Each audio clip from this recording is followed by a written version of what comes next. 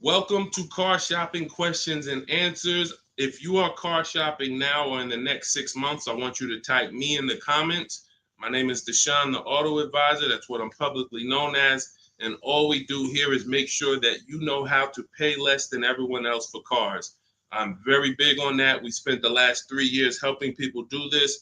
And I spent 14 years in the car business before I started this. So I want you to start typing your questions. It's very important that when you're on this broadcast, you are locked in. Block out everything else. There's a lot of stuff in this world that wants to distract you. When you are distracted, you pay more money. That is what happens. When you are distracted, you pay more money. The people who get the savings, the people who know how to pay hundreds, thousands less than everyone else are locked in. So if you're locked in, I want you to type the lock emoji, or I want you to just type locked in, and we're going to get this show on the road. This entire broadcast is brought to you and sponsored by my new digital book. It's called Cars from Home, 7 Steps to Saving Time, Money, and Avoiding Dealerships. You can get a copy in your inbox immediately for 75% off for the next 30 minutes. When you visit the site, in my TikTok bio or in my Instagram bio, you'll see a button to activate the 75% off. You won't pay the $97. In YouTube, you guys will see a comment posted for you guys. I have a link pinned for you. And if you're on Facebook, if you're watching, I have a link for you floating. You can click that and that'll activate your 75%. But it's only for 30 minutes and you'll have the entire blueprint of everything we're going to discuss today. So while you guys are typing your questions, start typing your questions. Start typing your questions. I want to talk to you about the process. Thank you, Kelly. Good to see you. The process that we use to get below market leases, new cars, and used cars. Now, I know that might sound foreign to you. The idea of having a car shopping process may sound foreign because you may be used to winging it. Oh, I just feel my way around it. I hope I do okay. That is not a recipe for success, and you're not going to accidentally get a below market price. It's just not going to happen. You don't accidentally pay less than everyone else. You don't do that by winging it. And what I want to show you is how you can do this without being a good negotiator. So we use a 7-step process. That's why my book is called Cars from Home. You can already hear our process is at home. Who likes being at home? Hit the like button if you would rather spend time shopping at home than in a dealership. Hit the like button. Our process is called Cars from Home for a reason. All of your leverage, all of your control is from home. There is no power in the dealership. That's why the only time we're in the dealership is to look at cars, to test drive, and to go home. That is what we are there for. To look at cars, test drive, go home. We are never there to buy or negotiate because you have no leverage in the car dealership. So all of you, if you're like Deshone, I'm glad. Like, I hate being in car dealerships. You're going to love what we talk about over the next hour if you lock in. If you lock in. Again, if you're locked in, I want you to type the lock emoji, or I want you to type locked in, because I only want to talk to the people. I'm only talking to you. There's tons of people that's going to come through this broadcast. They know they're buying cars this week, this month, next month. They just going to wing their way through it, and they can't lock in. And I pray that we can get them to lock in so that they can see. Because listen, watch this. What y'all going to see me sharing throughout this whole show is really the people who've been locked in before you guys. Look, people like Adina. She just graduated, got her 2024 Hyundai Elantra. She decided the lease was the best way to go for her. She's paying $365 a month, no money out of pocket. $365 a month. I know people right now. In fact, this reminds me when I was young, when I had my first, I got a Pontiac G6 lease. It was $256 a month. A friend of mine bought a car just like this, a Toyota Corolla. They were paying $500 a month. So you talk about 365, 500 and change. These are major. And now to buy a Toyota Corolla will probably be more like close to the $600 a month to buy a new one. So we're going to talk a lot about our structure here. So let's get into it. Dolan, I see we getting questions, but let me, as we get the questions, let me, matter of fact, let's go. We'll start with the questions. No, bring it up. Because as quick as people type questions, I'll get to them. So this one's from TikTok. I practice what you preach. lease and get the lowest payment, and under warranty, it's great. I stay there all day at the dealership until I get my price. See, now that's the only part. I love the first part of what you said. The second part, we don't do. And I'm going to tell you why. You don't know what the bottom is. Every dealership's bottom is different. And what they want you to do is they want you to think, again, if this is your first time on a live with me, I want you to type the number 1. Type the number 1 if this is your first time ever on a live stream with me, with us, first time. You may not be familiar with what we teach here. So let's get this out of the way. I don't spend time in car dealerships, and I teach people not to. I'm going to tell you why. Welcome, Kellyanne. Okay, welcome. You came in giving gifts, and I appreciate you. So check this out. Here's why you never want to be in a car dealership negotiating. You don't know what the bottom is. Every dealership's bottom is different. I know they may have told you every Nissan dealer is the same. It's like the Apple store. So just go to whichever one's closest. That's not true. Every dealership is independently owned and operated. They're an independent franchise and they're competing. That is what dealerships do. So here's the dangerous part. Here's the dangerous part about negotiating with one dealer. So you take somebody who, what do y'all think is a good, let's just say, right? Example. Let's take a car that is $40,000 car. What do you think a good discount would be on that? What do you think a discount where you'd be like, okay, I think that feels right. Let's throw out some numbers. I told you, stay by your keyboard, y'all. Let's go. Let me talk to people that's locked in. You're looking at a $40,000 car. What do you think a good discount is on that? Good discount. Just throw a number out there. Some people don't know. 35, okay. $5,000 off. Okay. We'll get to you, Theo. I see you. Okay. $5,000 off. Okay. Let's go. Kelly Jean, you locked in today. I'm okay. $2,000 off. Okay, Atlanta lawyer. Okay. Now watch this.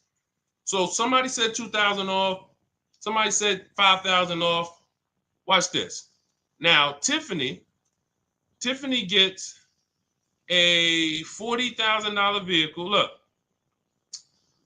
MSRP was $44,820. She got $6,538, $30 off. Now let me tell you how she guarantees that's the best deal. Multiple offers. If you're in a dealership where the market price of the vehicle is everyone's charging $5,000 over sticker, $3,000 over sticker, $8,000 over sticker, then maybe a $2,000 discount is the best in the market. But there's no way for you to know that without multiple offers. Like, look at Eddie. Eddie was shopping for a Toyota. He bought it. This was last year. He bought it and he said, look, I went with the perfect purchase route, which is a strategy I teach. 2023 Toyota Camry hybrid with all the bells and whistles. Initial quotes were over 10,000 over MSRP. So if any of you are familiar with this vehicle, the Toyota Camry hybrid, dealers were charging people ridiculous money, and they still are. He ends up getting a $2,086 discount after he looked at multiple offers. That is the name of the game. You can't, because now let me show you a little bit more of why we must get multiple offers. You can't feel for the bottom. Look at this. When you look at somebody like Kimberly shop, she gets a matter of fact, oh no, we just had somebody I want to share with y'all because she saved more money than anyone else I've ever seen. Did I bring her deal in here? Did I bring her deal in here? Hold on one second. Yes, I did. So this is Milligan. This was last week. It was a couple days ago. She gets a 2024 Mercedes EQE. It has a $79,000 list price. $79,000 list price. Now, if she would have went in there and said, well, I'm just going to negotiate my way in, and I'm just going to, let's say she got $8,000 off, $10,000 off. Who would feel like that was a good deal? You go in, you're looking at a $79,000 Mercedes. You know, does your gut tell you that's a good deal, or you want more? 10,000 off. Let's say 15. 15 off. And is that a good deal? Come on, tap in with me, y'all. Talk to me. Talk to me. I want y'all to know, because we don't do. I want y'all to know that I'm conservative with what I'm about to tell you. But I need you to hammer this point into your head that negotiating with a dealer is a losing battle when you're negotiating in there. So all right. So Jimmy said yes. I see you. Kelly said yes. 15 grand sounds like a good discount. I would feel good about that.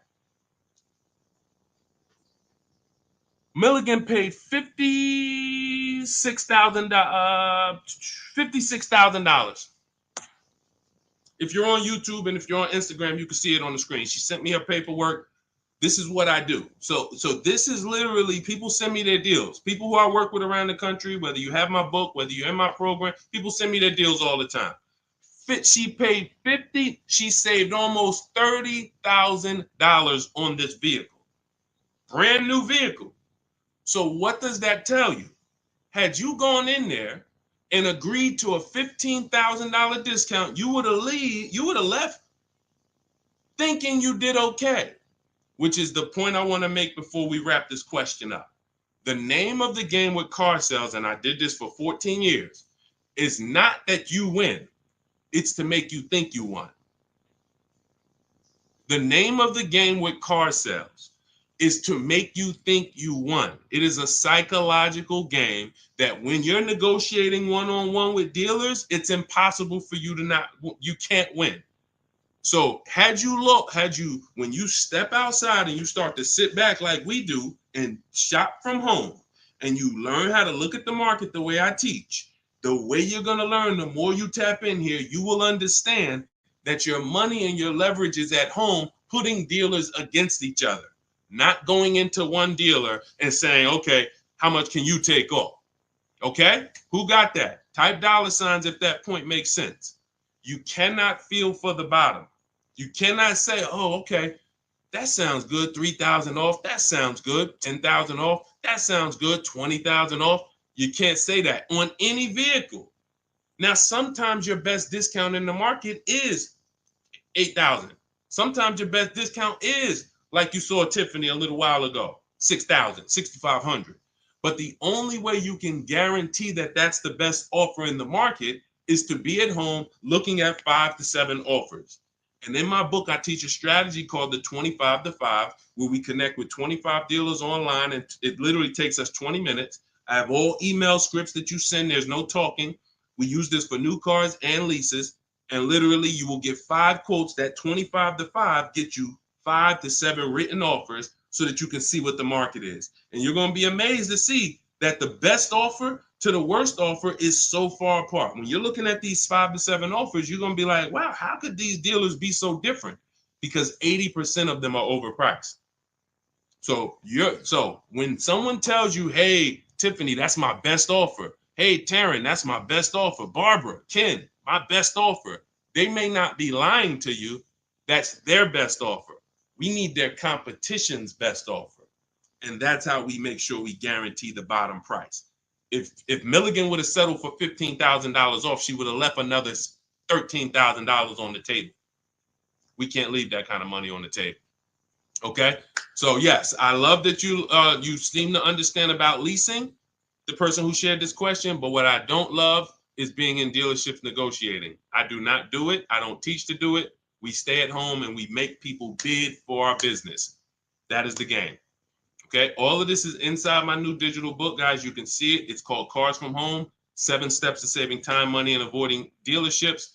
And you can see, Josh, I have a support email everywhere. You can see it on my screen. Every time I do a live, I have a support email. When you purchase the book, literally on the thank you page, as soon as you pay, as soon as you get your 75% off, it literally says, screenshot this page. And it says, here's my support team's email, just in case you may have typed the email in wrong. And it says, click the link below to open up your book. So you can open it right there on the thank you page, save it to your phone or your computer, and I email you a copy. So DM me. If you don't see the support team email, we share it everywhere. We share it everywhere. I don't want to share it here live publicly, but DM me and we'll share it. We'll share it so you can have it. All right. Hey, Deshone, I drive 31,000 miles a year. Can I still get a lease driving that much? Theo, great question. So let's talk to high mileage drivers. If you drive more than 18,000 miles a year, I want you to type HM for high mileage. Now, here's what's important for you to understand. And what I love about the way you ask this question, Theo, is you're asking to understand. You're not asking with assuming an answer. So check this out. If you drive 18,000, all right, I see you high mileage drivers. If you drive 18, I see you Toussaint. You have to think about something other people don't. This is how vehicles normally lose value. This is what I call the unseen expense. You must understand this. This is what I call car buying 101, depreciation. So the people who don't understand leasing or who tell you not to lease, they don't understand depreciation. They say things like, well, I don't like to lease because I want to drive as much as I want to drive. Here's the thing. You pay for your usage whether you buy or lease. Give you an example. Let's say you buy a vehicle today for $40,000. What's that vehicle worth in 1 year, everybody? Let me ask you. Throw a number out. You buy a vehicle today for $40,000. What is it worth in 1 year? Average miles driven, 12,000 miles per year. What is that vehicle worth? Is it still worth 40? Is it still worth 40? No. Right, exactly. 33. Let's go. Let's go. Shout out to the people that's not distracted. 33. Look. So now that's a good estimate. You look and you say, all right, that's 40. This is 33. That's 1 year of time I lost $7,000. Had nothing to do with the fact you bought the car. I thought you didn't pay for stuff if you bought it. I thought you could drive as much as you want when you bought it. So let's throw a curveball in for the high mileage driver, because this is the point we're making. What happens if you drive 20,000 miles? What's the car worth? What's the car worth?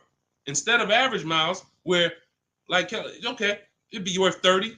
You drive 20,000 miles, it's probably worth 30. Instead of 33, it's probably worth 30. You lost 10 grand of value. So the more you drive, the more you depreciate your vehicle. Does that make sense?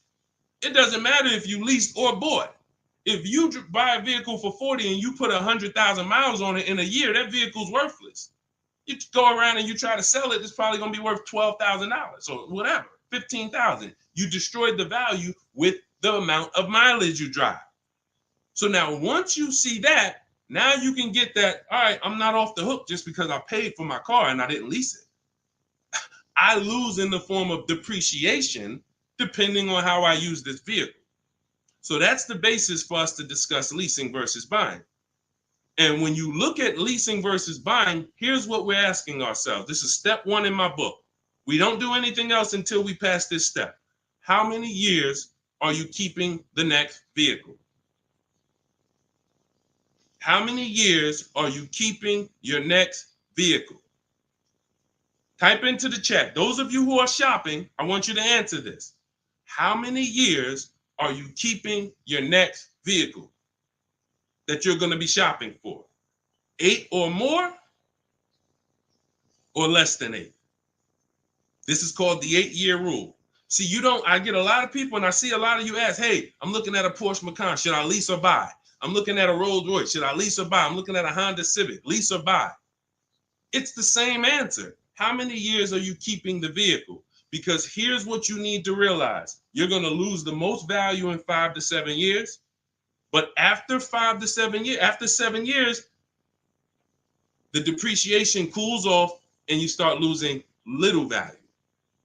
Who has a vehicle outside they've had for more than 10 years? Type me. You got a vehicle in your driveway right now. You've had it for more than 10 years. I want you to type me in the comments. And we don't get many people nowadays. People are not keeping vehicles that long anymore. Okay, I see. Kelly Jean has one. Tiny Boy, I see you. All right, Naturally Dope. Okay. If you got a vehicle right now in your driveway, you've had it for more than 10 years, type me. Okay, I see you, just be you. All right. All right. These are called long-term. Look, been 18 years next month, naturally dope. Now, here's what's beautiful about them. Their depreciation is like this. What does that mean? Whatever their vehicle is worth today is probably going to be worth the same thing next year. I see you, E. Valentine. That means you beat depreciation. See, there's only two ways to beat it. Long-term ownership like them, or with a below market lease. You cannot buy a vehicle, have it lose value for 5 to 7 years, turn around and replace it and think you won. That's just not the way it works. You bought it for 40, you traded it in, it was worth 15, and you thought you won. You lost $35,000 or $25,000 in that time period. Was there a way we could have gotten that car or a similar car and lost less than $25,000 in that time period? This is what we're trying to do when we're beating depreciation. So if you are a long-term person, those of you who said, yeah, hey, Jose got 10-year Cadillac, had it from 2011, perfect. If that's your plan, you don't think about leasing. But if your spouse says, I don't want to keep a car that long, I don't see myself keeping a car that long, then they shouldn't be thinking about purchasing because they're going to lose in depreciation. So now when you look at what a lease is you have an opportunity to overpay. There's 3 types of leases: market value, above market value, below market value. If you pay market value or above market value, you lost. You lost. Market value or below market value, you lost. If you're enjoying this on TikTok, can y'all just double tap the screen? Just start tapping the screen. You're going to see the likes run up, and y'all just keep running them up. And what that does is it lets TikTok know we talking business over here, brings more people. If you're enjoying it on Facebook and YouTube, can you hit the share button, tag a friend in here so we can help them protect their money? This is about below market lease deals because you've seen commercials that say, hey, you can lease this vehicle for this, $5,000 down plus tax. Those are above market lease values or market value. When you see lease deals that look like this, and this is why I show you people who came before you. Danielle, $44,000 Audi, 2024, no money down, $550 a month. No money down, $44,000 Audi. You guys know, some of you know, every $5,000 on a loan is about $100 per month. So to buy that $44,000 Audi with no money down, we always shop our deals with no money down. And once you embrace what I'm telling you, you'll be shopping with no money down only. That doesn't mean we don't put money down, but we always shop all our deals, purchases, leases, used cars with no money down.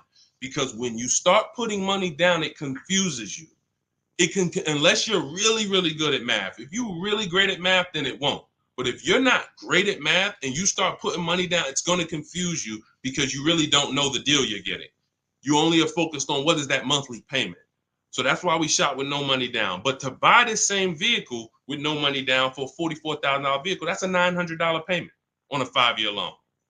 That's a $900 payment, $800 payment on a 6-year loan. She's paying $550 below market lease. Look at Kimberly. She saved 20 grand on her Maserati, below market lease, an $86,000 vehicle, $950 a month. $86,000 vehicle, $950 a month. Charles on his Palisade. Some of you have a Palisade. It's $48,000 vehicle. 48, almost $50,000 vehicle. That's $1,000 a month to buy. All day long, 5-year loan. And some of you, if you're like Deshone, well, I got a $50,000 vehicle and it wasn't $1,000. That means you took a long loan. So we don't do that here. We don't take 8-year loans. We just don't do it. It's the same reason we don't take 40-year mortgages. We have boundaries here that tell us this is too expensive for us. So anyone can get you in a car. You could go buy a Bentley. They give you a 190-month loan. You'll be able to afford it. That don't mean it was a good deal. So we cap our loans at 672 months. We will not go longer than that. That is the longest loan we take. So you look at what this would have cost Charles. Hyundai Palisade, $48,000. That's $1,000 a month payment. What is he paying? $597. And you got people like Zafrina who just killed it. Look, $65,000 Jeep Grand Cherokee, $579 a month. That's a 0.88% lease. These are below market leases. So when you're shopping for a below market lease, you are beating depreciation. Had they bought any of these vehicles, the vehicles would have depreciated way more than the small monthly payments they're paying to drive these vehicles. And then we look at Jen. Jen got an 18,000 mile a year lease. She bumped hers up to 18,000. Started out at 512 on her Honda CRV. Bumped it up to 18,000.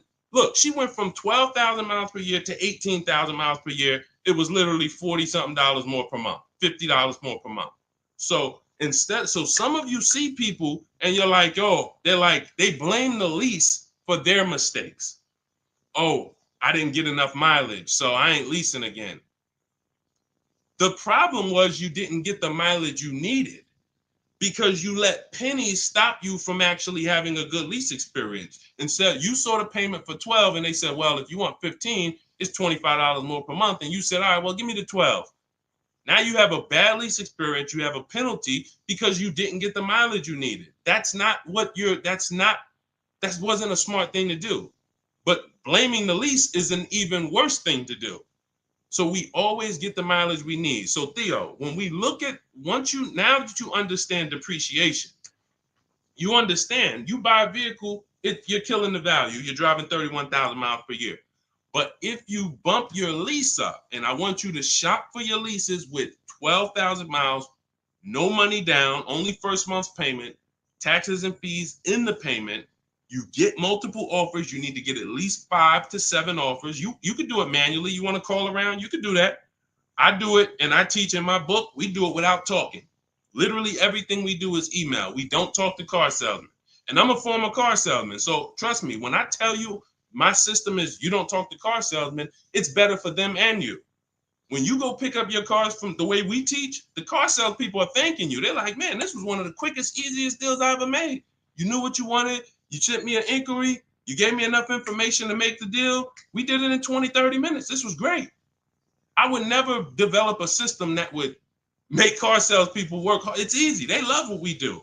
But at the same time, you got to find the right dealers. And you got to understand, all right, I have to shop with 12,000 miles per year first, and then let me get my best offers. You know, we teach something called the 1.5% rule. We divide the monthly payment into the MSRP. In my book, I have a calculator that does this for you.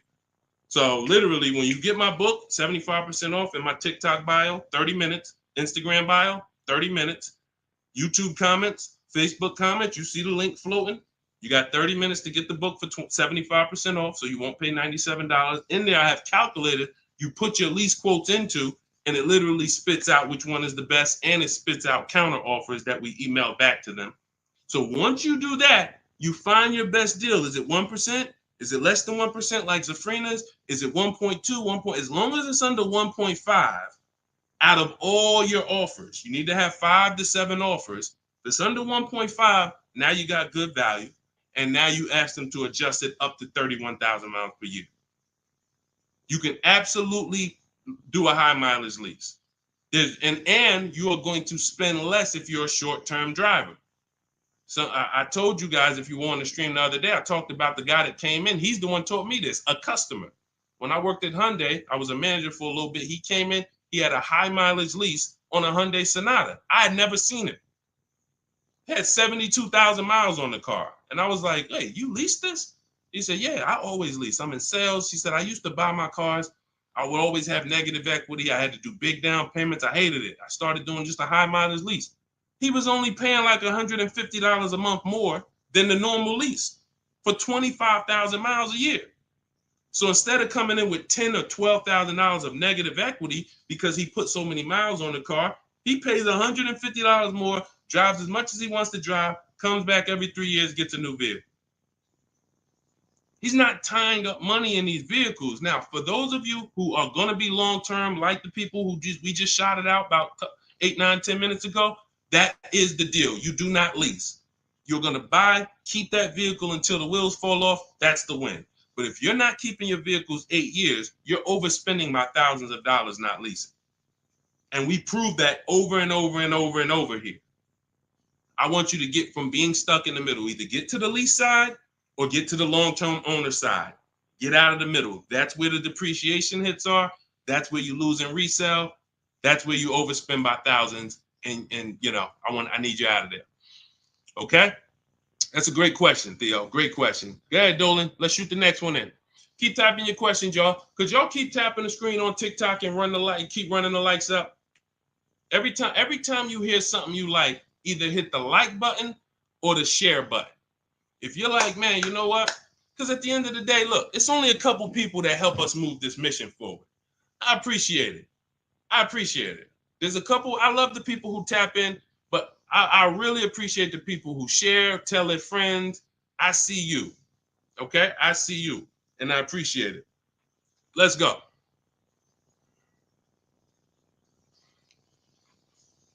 Okay, this one's from Instagram. If you negotiate with the manager, can you save because you're cutting out the sales guy? No. When you negotiate with a manager, I'm just trying. If I didn't have my way of doing it totally online by email, then I would be calling sales managers, and I'd only be dealing with sales managers. I'd be talking to at least 5. I'd be talking to as many sales managers as necessary to get 5 offers. And this is only for new cars and leases. The process for used cars is entirely different. We haven't had a question about that yet, so I'm not going to go into detail with it. But the process for shopping for used cars is totally different because that's based on marketplaces. But when we are talking and we're shopping for new cars and leases, we're only dealing with, I would only deal with managers if I wasn't doing it by email. But yeah, that's not going to help you save. What's going to help you save is getting multiple offers and seeing who's the best offer. Seeing which the first thing we want to decide when we look at a car. I was at the gym today and one of my friends showed me, hey, D, man, I'm looking at this car right here. This Lexus dealer had it on their showroom floor. I said it's 100 of them in the country. See, you fall in love with that one. And you seem to think, that's the only car out here like this, and whatever I can negotiate with them is great, man. 100 of those cars are around the country. 100, maybe 30 of them are within 100 miles of you. My mission and your mission is to find which dealer is going to sell that car for the lowest price. That's the mission. It's very simple, and it's very simple when you're doing it from home. Very simple. We don't negotiate with one car. They're cookie cutter. I don't care if you're looking at the rarest Bentley. There's still a couple of them in the country. Because the more, when a dealer can make you think we're the only ones with this car, they can charge you what they want to charge you. And you're going to say things that are going to be like, charge me more. What does that mean? Oh, man, I ain't seen this one before. Okay, ching, cash register. You say stuff, See, I'm a former car salesman, and thank God he's put me here to do good in this world. And he's given me a heart to help people, and I just never had the heart to take advantage of people. I know the business like the back of my hand. I've been a manager at Ray Katina. We had to run our own deals. Most car salespeople have no idea what I'm talking about. Me and my friend, we were just talking about this because the places we worked at, we had a different standard. We had to know the numbers. We ran the program. Ray Katina didn't have finance managers. A car salesman who just runs back and forth, no disrespect, but you don't know what we're talking about here. You say, all right, get the customer, go get the numbers. Get the customers, go get the numbers. You won't get that. But at the end of the day, that is like this. When I tell you that when you start putting dealers against each other, it's the only way for you to prove to yourself what I'm telling you is true. I can show you people all day long. I can show you Jen. I can show you Rosalie. I can show you these people ain't me. These people wasn't in the car business for 14 years. Ansley, look, got his car in 2 days. Look, he said, I started the process Saturday, made the deal Monday. Got him a 2024 QX60 Lux, $58,000 vehicle, $554 a month at home. At home. He wasn't in the dealership for 12 hours to get this ridiculous price. I can show you this all day long, but until you see that the name of the game is putting dealers against each other, and when you see how much you're going to save, you'll never go back to the old way. You'll never go back to the old way that you were programmed to shop. You weren't taught to shop that way. You were programmed to shop that way. Nobody taught you to shop like that. It just was like, oh, I guess I'm going to go get a car. Let me go into the dealership. No one told you to do that. It's an indoctrination process. So you got to get the mindset first. Biggest thing. That's why that's why there's a couple things that I do to let you know it's mindset first. Without the mindset, you can't get what we're talking about. Unlearn, relearn. That means you got to unlearn what you were taught. You got to unlearn what you do. If it's not working, unlearn it. You can't relearn it until you dump the old stuff. Cars from home. That's the mindset. That's the mindset. Anytime you're spending more than a couple minutes in the dealership, you got to ask yourself, I'm definitely not doing cars from home. This doesn't feel like cars from home. If you're home more, then you should be feeling like, okay, this is cars from home. And all of this is in my, if you like, guys, you don't want to remember all of this, you just want the step-by-step blueprint, that is my new digital book. It's 5-star rated. You can Google it. It's called Cars from Home, 7 Steps to Saving Time, Money, and Avoiding Dealerships. You can get your copy for 75% off in my TikTok bio, my Instagram bio, the YouTube comments, or the Facebook comments for the next 30 minutes. After 30 minutes, price goes back up to $97. And it is worth every penny at $97. People saving $5, $10, $15, $20,000, never spending more than 30 minutes in the dealership. They pay $97 all day. We sold tons of books for $97, but $24 is better. So go ahead, Dolan, shoot the next one up. All right. This one's CPB013. Is the online price the lowest they will go on a used car? All right, so this is a good question. Is the online price the lowest they will go on a used car? If I've narrowed it down and I see a car that is priced lower than everything else on a used car, now we're talking about my multiple marketplace strategy, because this is how we look for used cars. We're looking at all the marketplaces. Everywhere there are used cars at, we're looking at them. Cars.com, Carfax, Car Gurus, Auto Trader, CarMax, Carvana, Driveway, eBay Motors. 8 marketplaces. We open these up, we start our accounts. Once we narrow it down based on title, service records, accident history. We cannot, hold on. I got a feel TikTok is telling me, let me just, hold on. Can y'all still see me on TikTok? Give me a thumbs up. Give me a 1 if y'all can still see me on TikTok. Give me a 1. I just want to make sure. I just had a pop-up message on TikTok. All right. Thank you, Tiny Boy. Appreciate it. Okay, so you do not buy a used car without making sure you see the service records. There are a couple big things, couple major things when you're buying a used car you need to do besides price. I'm telling you this. We tend to focus on price. We must get a quality car and a below market price. One without the other is a loss. If you tell me, Deshone, man, I used your strategies, I shop, I paid below market value, I know it, I saw this was the lowest car within 100 miles, but the car is in the shop every 3 to 6 months, that's a problem. We lost. So we must get both. So we narrow this down based on service records. As of right now, Carfax is the only one I know that shows service records. So now you can pull this and you can use this on your actual, you can use this as a last case when you narrow it down. Now in my book, it's only one strategy I don't share publicly. It's my secret strategy to get free Carfaxes. I share everything else, but that's my secret sauce. So that's in my book. I'm not going to do that here. And I'm going to tell you why. One Carfax covers the price of the book. So, those of you who want my secret strategy on getting free Carfaxes, that's in my book. But once we get the Carfax, we can see the service records. If the service records aren't consistent, do not buy the car. That's my recommendation. I don't care how good it looks. I don't care if he tells you, hey, I used to change the oil. I changed it myself. Without proper service records, the engine could go before it was supposed to go. The transmission could go before it was supposed to go. Like, this is literally the worst thing you can do. And you don't want that. Okay, let that be a deal breaker. No service records, deal breaker. So another thing you do is you type the vehicle into Google. If you're looking at a 2017 Kia Optima, what you do is you type in 2017 Kia Optima reliability. Skim the articles. Just skim the first page. It don't take you 5 minutes. Look for any red flags. Owners report electric issues. This vehicle has less than average reliability.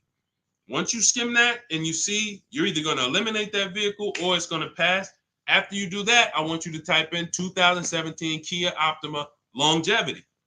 Now you're going to see websites that look at engines and transmissions and what owners say in the long term. And it'll say these vehicles may last 200 to 300,000 miles. This is how you get quality. Again, you cannot get a great price and then not a quality vehicle. It's a loss. We got tons of people, you may have had that issue. You felt like you were doing good, and then all of a sudden your car's having problems. Whatever price you paid for it doesn't matter. The car's having problems. So this is how we prevent that to the best of our ability. So you type in longevity, you may see owners report transmission issues at 80, 90,000 miles.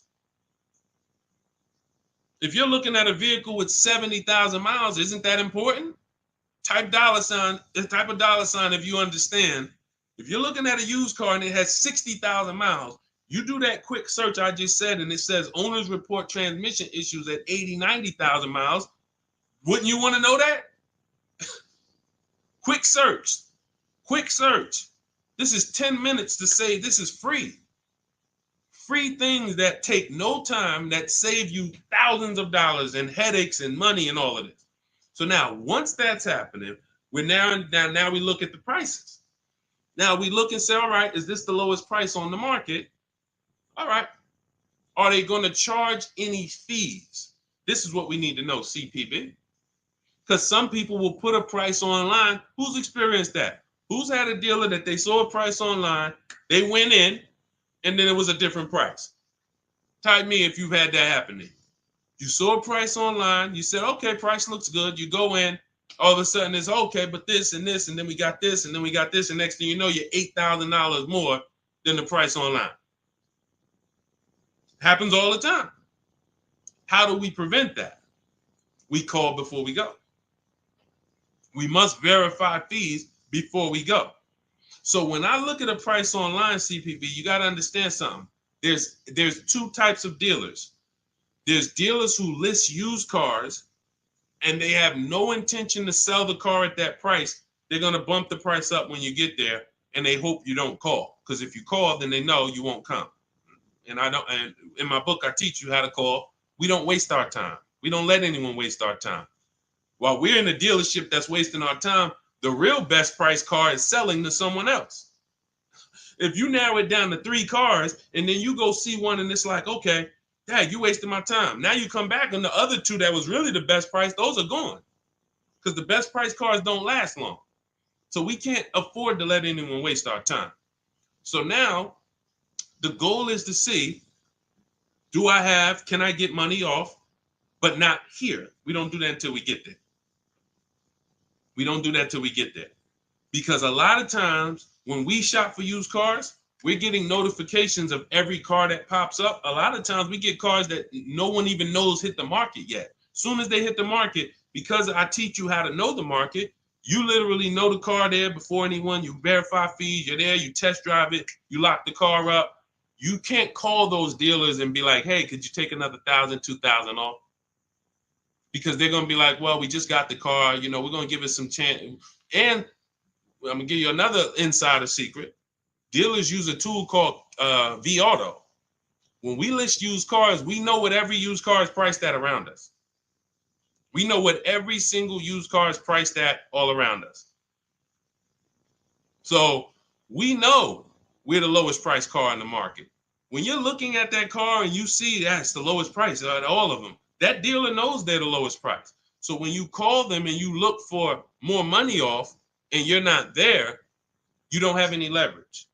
So we do that when we get there. So this is all in the process that we use. I talked to y'all at the beginning of the stream. We talked about process. Everything we do is a system. That's why we have thousands of people that you look all over my pages, you read those comments, you see people sold their leases. I made so much money selling my lease. Oh man, I got $10,000 off. Man, I got a deal that was $200 less than what I thought I could get. Look, I had, I think Vicky, who wrote into me? I think Vicky wrote into me and said, What's her name, Vicky? Okay, can you take that question off, CP? Dolan, so I can see this. Okay, yeah, it was Vicky. She said, "Hey, Deshone, thanks to your book and the methods, I was able to get my new lease for a 2024 Volkswagen Atlas for $175 less a month than my first quotes. I did it all online except for picking up the car. I put no money down other than first month's payment and DMV. I saved over $6,000 over the life of my lease listening to your tips, using my scripts. My negotiating scripts, you don't talk, you're typing, you're copying and pasting. So if you have it, if you can't copy and paste, this ain't for you.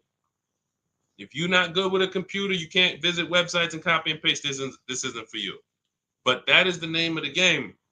That is the name of the game. Like, it is all about having a process, not winging it. This is a 5 and 6 figure transaction. You wouldn't wing a home purchase. I don't care if you found the least expensive shack in the country. You found a shack that was $40,000. And you're like, man, I want to buy that shack. You wouldn't wing that process, right? You wouldn't be like, oh, you know what? I can handle it. Forget the attorney. I don't need a realtor. I don't need none of that. I'm just going to go and, no title company. No, there's a process. Doesn't matter. Even the least expensive house. So if you treat car buying here like you treat home buying, if you treat car buying like you're buying a small house instead of a big TV, that's how people treat buying cars. Then people come in, hey, honey, look outside. You bought a car? Hey, I went down. I told you, I told you I was just going to get milk, but I stopped by the dealership. I knew you was out for a couple hours. What happened? Like, how'd you buy a car? Well, I stopped by the dealership. I saw this thing and I just had to make it. You made a $30,000 transaction in minutes.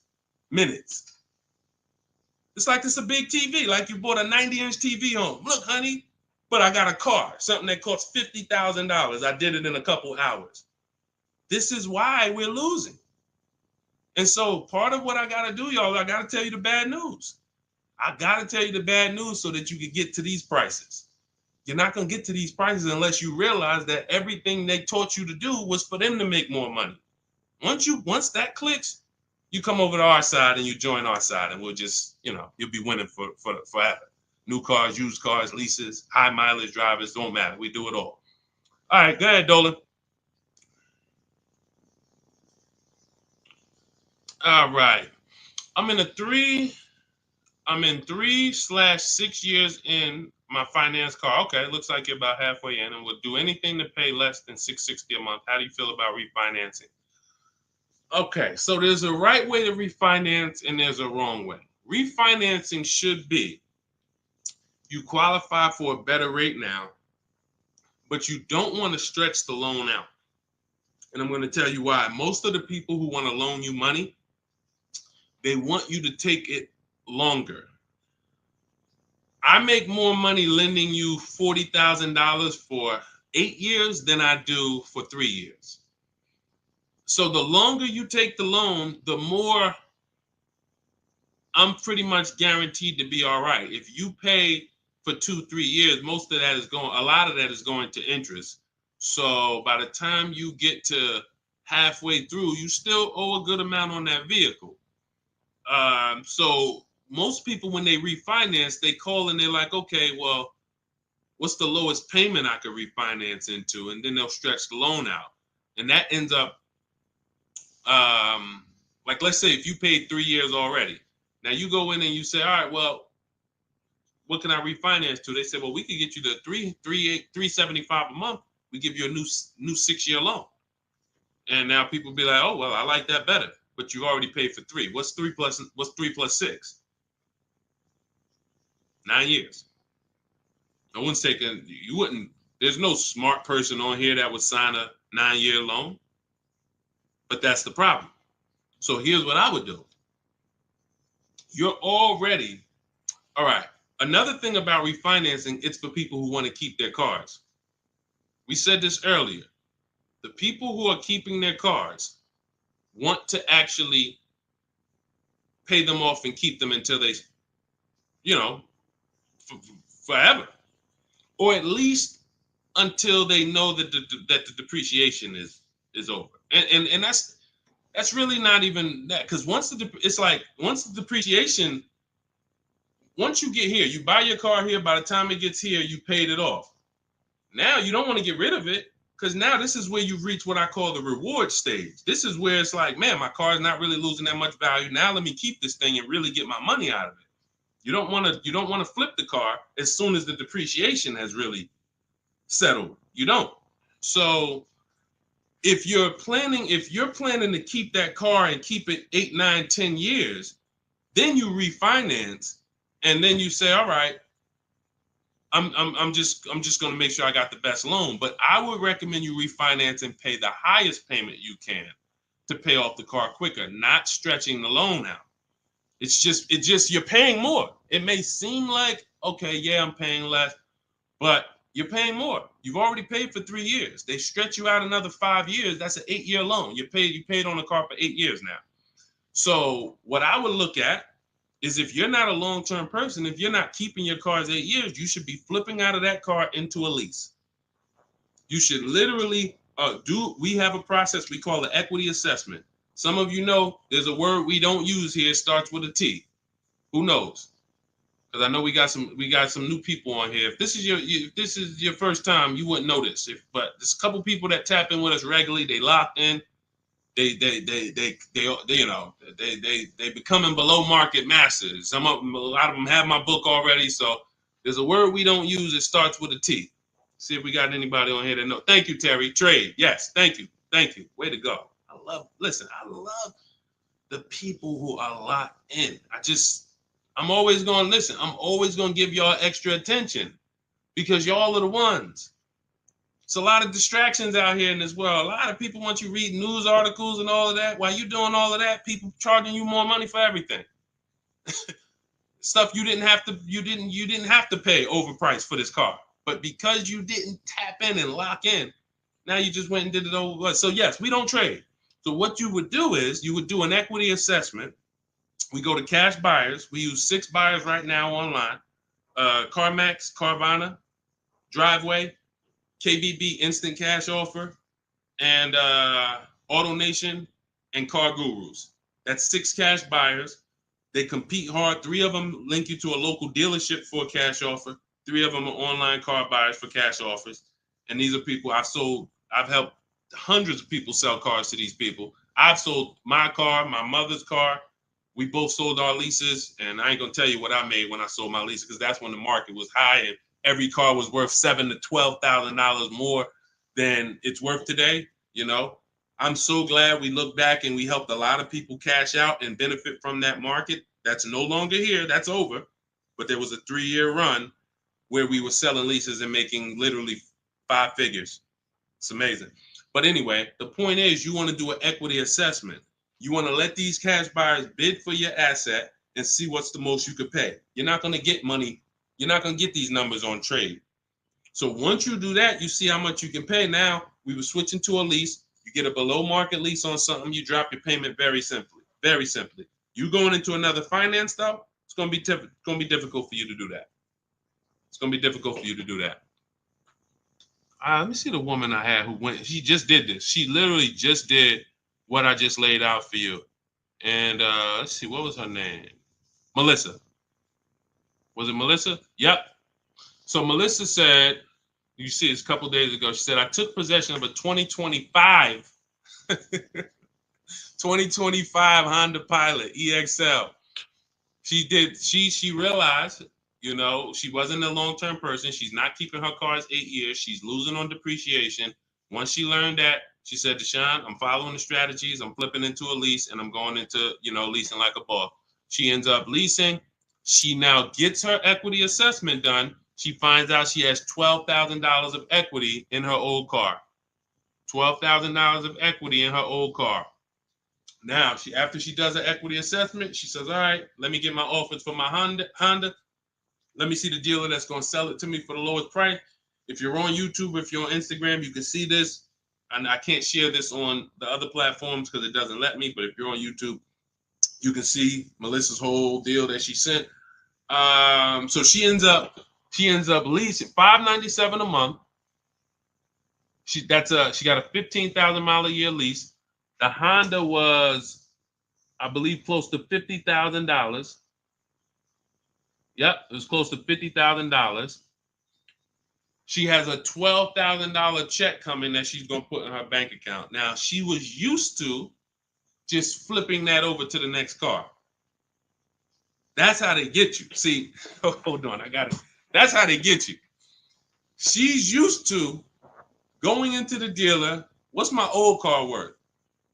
Who's done this? If you'll be honest and say, ouch, you've done this. If you can't say amen, say ouch. That's what my old pastor used to say. Can't say amen, say ouch. When you look and you go, what's my old car worth? I want to use that for a trade. I don't want to put no money down. That's why I got my old car.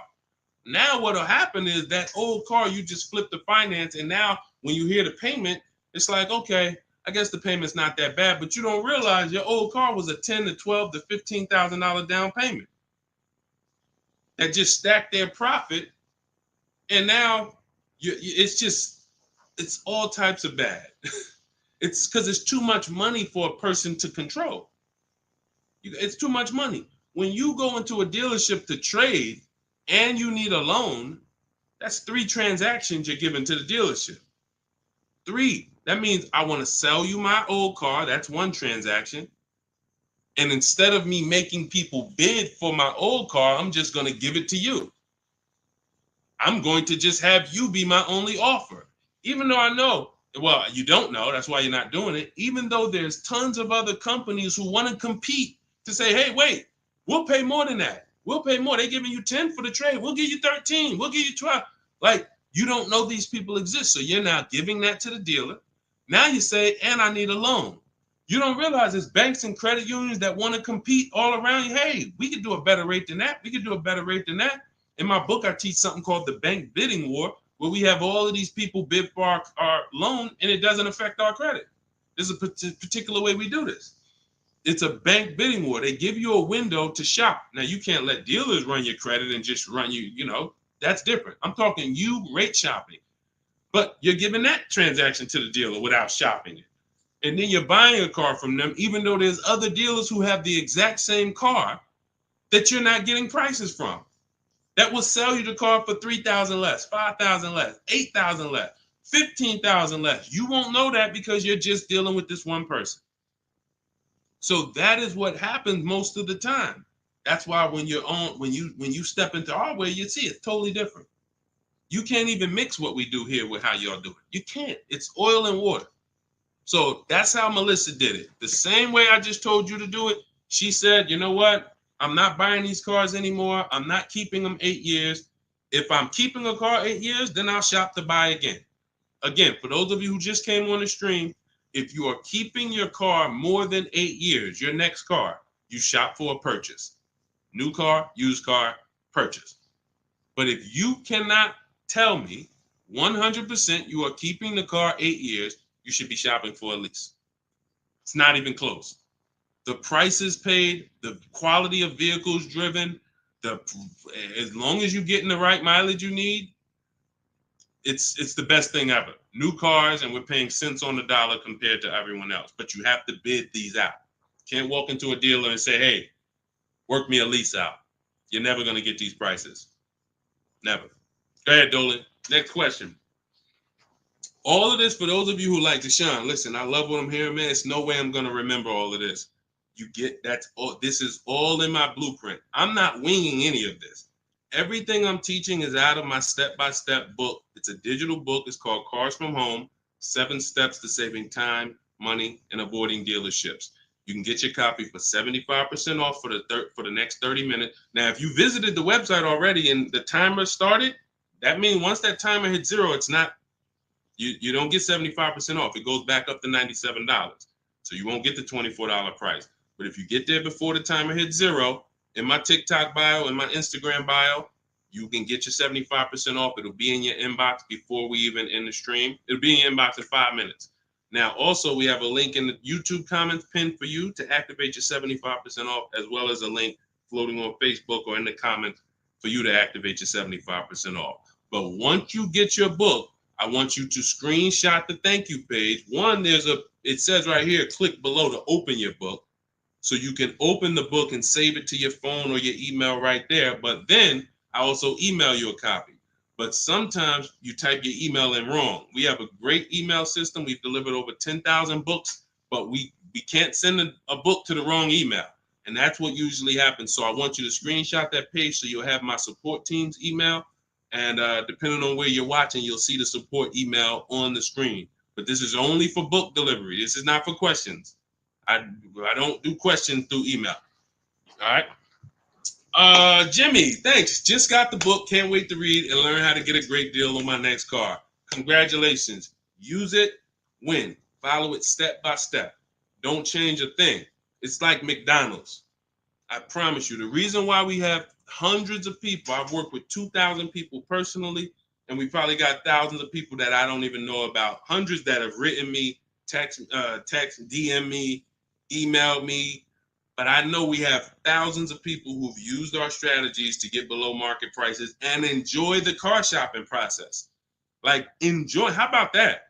How about, yeah, great to pay below market prices, great to save thousands of dollars. How about enjoying something, enjoying a process of something that you're about to spend 5 or 6 figures on? Not like, oh, just get me out of here. I've had people who I've seen them. I see them at the dealership when I was in there. They can't wait to get it over with. Oh, I hate this. It's a shame. It's a shame. We enjoy car shopping. When you're in control, when you're making people bid for your business, when you see companies, banks, dealerships fighting in your inbox, hey, look at my offer. Look, hey, can we anything we can do? When you feel like that, you see you are the prize. You see, you're the prize. Your business is the prize. The way we shop, we're the prize. You know, the way you've been taught to shop, you're begging. You're just begging. Come on, can you take off another 1,000?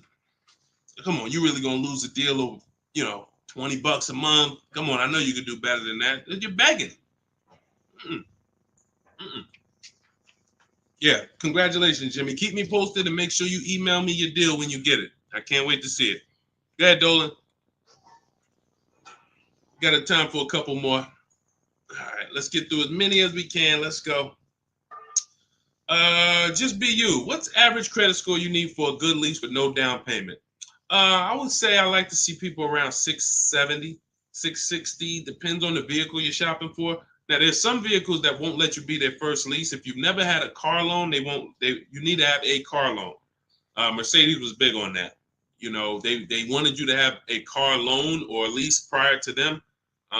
But usually a 680 can get you approved tier 1 for most vehicles that I've seen. Now, it's not all about credit score. It is. I have something in my book I call, it's called, leasing and credit. And what I tell you is it's about profile. It's more about profile than just score. Profile is like nothing gets you approved for a lease like a paid car. If you paid on time for a car you have now, even with a 640 score, if they look at you and see, wait, well, she's never missed a payment on her car in the last 5 years.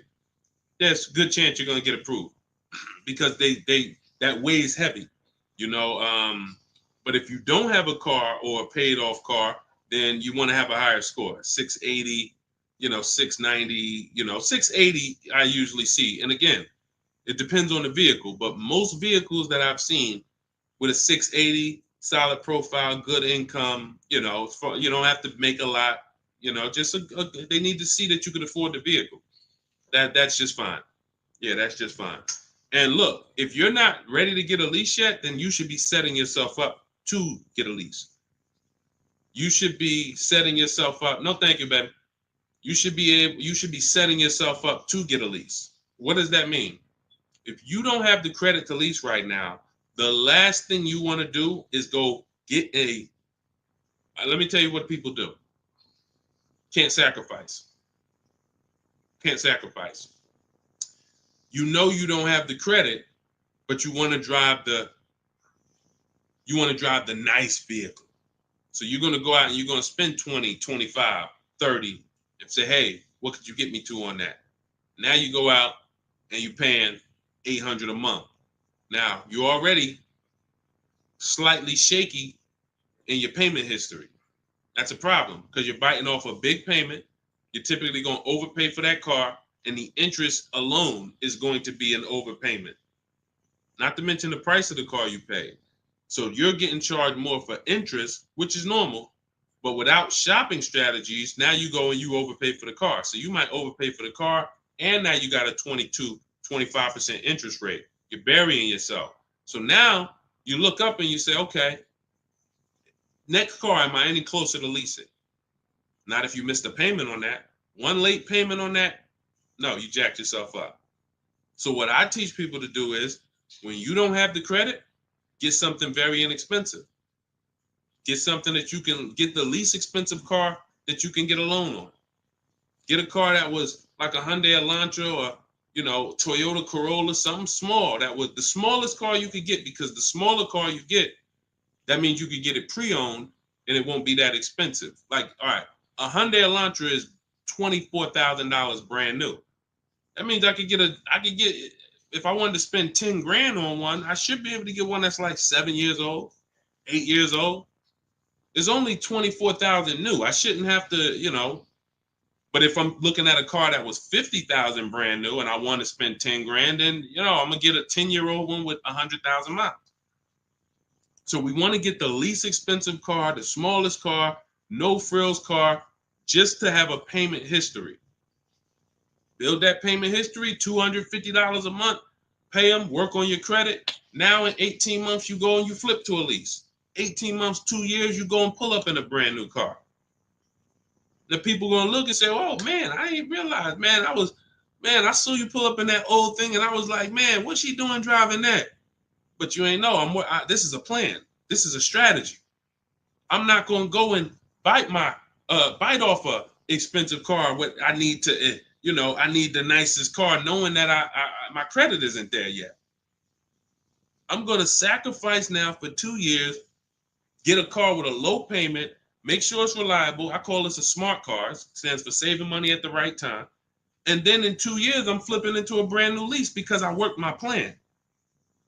But that's a plan.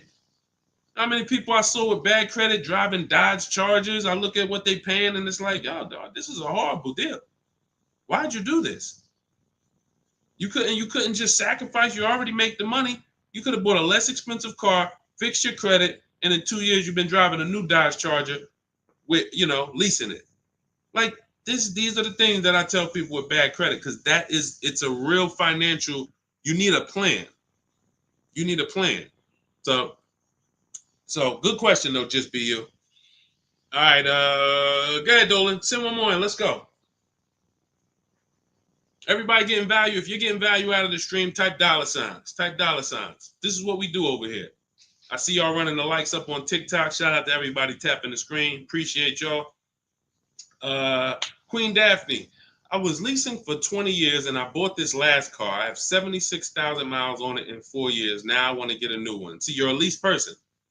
So you shouldn't, you're a lease person. You should be leasing, getting yourself, if you have in 4 years, 76,000 miles, that's about, it's probably about 18,000 miles a year. Look, here's the thing. Look at Jen. If you didn't see Queen Daphne, I shared Jen's deal earlier. Look at Jen. She got the exact lease you need. Look, finalized my deal this evening. Honda CR-V hybrid, very popular vehicle. 39,155, 512 a month at 12K. We always shop 12K with no money down. It was a 512 a month payment. That's a 1.3% lease. 512 on a $39,000 vehicle. So now once we shop our deals for 12, that's when we adjust with the dealer who wins the bid. Whatever dealer wins the bid, now we adjust the mileage with them. We customize it with them. So she said, okay, she told the dealer she wanted 18,000 miles per year. It went from 512 to 563 a month. That's it. Literally. $50 more a month. And she's driving 18,000 miles per year. $50 more. That's what people don't do. They take the 12, $50 more a month times 36, that's $1,800. $1,800. $1,800 over a 3-year period. $50 more per month. She gets what she needs instead of a person who says, well, I really needed 18, but I got 12. So you got 6,000 less miles than you need. Multiply that by 3 years. That's 18,000 miles over you're going to go. At 25 cents per mile, you're going to be charged. 18,000 miles over at 25 cents per mile is $4,500 penalty. This is what we call penny wise, dollar foolish. Penny wise, dollar foolish. I'm going to pay $4,500 at the end to avoid paying $1,800 over 3 years. Y'all understand? You understand? It's always about getting the mileage you need. It's always less expensive to get the mileage you need because people think they can avoid that. They think, some of it is the dealer's fault and some of it is the person's fault. The dealer may lie to them and say, hey, if you go over mileage, don't care, just come back and we'll get you out of it. They're just rolling that $4,500 penalty over to the next car and burying it and stretching it out. That doesn't go away. You cannot, because you know why the dealer has no control over this? Because the dealer has nothing to do with that. It's the bank's vehicle. The bank is expecting you to bring back the vehicle with the mileage you said. So when you bring it back and it has 18,000 more miles, you owe the bank. The dealership is out of it. The day you buy the vehicle, that paperwork signed, the check gets cut, dealership gets paid, dealership's out of it. They have nothing to do with the car anymore. It's between you and the bank. That's the bank's car. That's why when you drop off a lease, you pay a disposition fee to get the money, to get that car back to the bank where it belongs. The dealer has to transport it to the bank. It's their car. So it's always, we always shop for what we need. And it's a small amount of money. So what you do, Daphne, is you do your equity assessment. We talked about it. If you missed it about 10, 15 minutes ago, you can go and watch the YouTube replay. Or if you want everything I teach step by step in my book, it's in my digital book. You can click the link in my Instagram bio or in my TikTok bio. You get 75% off, so you get the steps for $24. As long as you get there before the 30-minute timer goes to zero. But what you do is you do your equity assessment to find out the most money a company will pay you for your current car. See if you have equity or do you have negative equity. And once you do that, now you move into shopping for your replacement lease. And it's simple. You separate those two transactions and you'll be just fine. And it's very, very simple. But I wouldn't, unless you're keeping your car 8 years, don't do this. And this happens a lot. People who love leasing, enjoy leasing, and then all of a sudden you buy something and it's like, nah, you know what? I really want to get back to leasing. That happens. I did it. And I broke my own rule.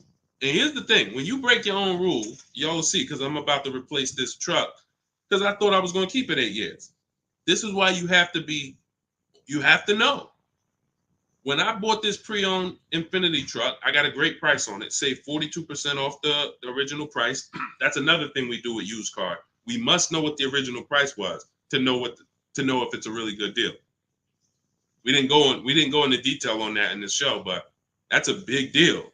You cannot. How do you know you're getting a good price on a used car if you don't know what it was originally priced? What equipment it was, what packages it had in it, what was the original list price, and what's the asking price? That's how we calculate discount. I call that the true value discount. That's in my book. So, but when I got it, I got a great deal on it. Now, when I look at the money that I paid over 3 years, once I get this new lease, you're going to see that I could have just gotten the lease.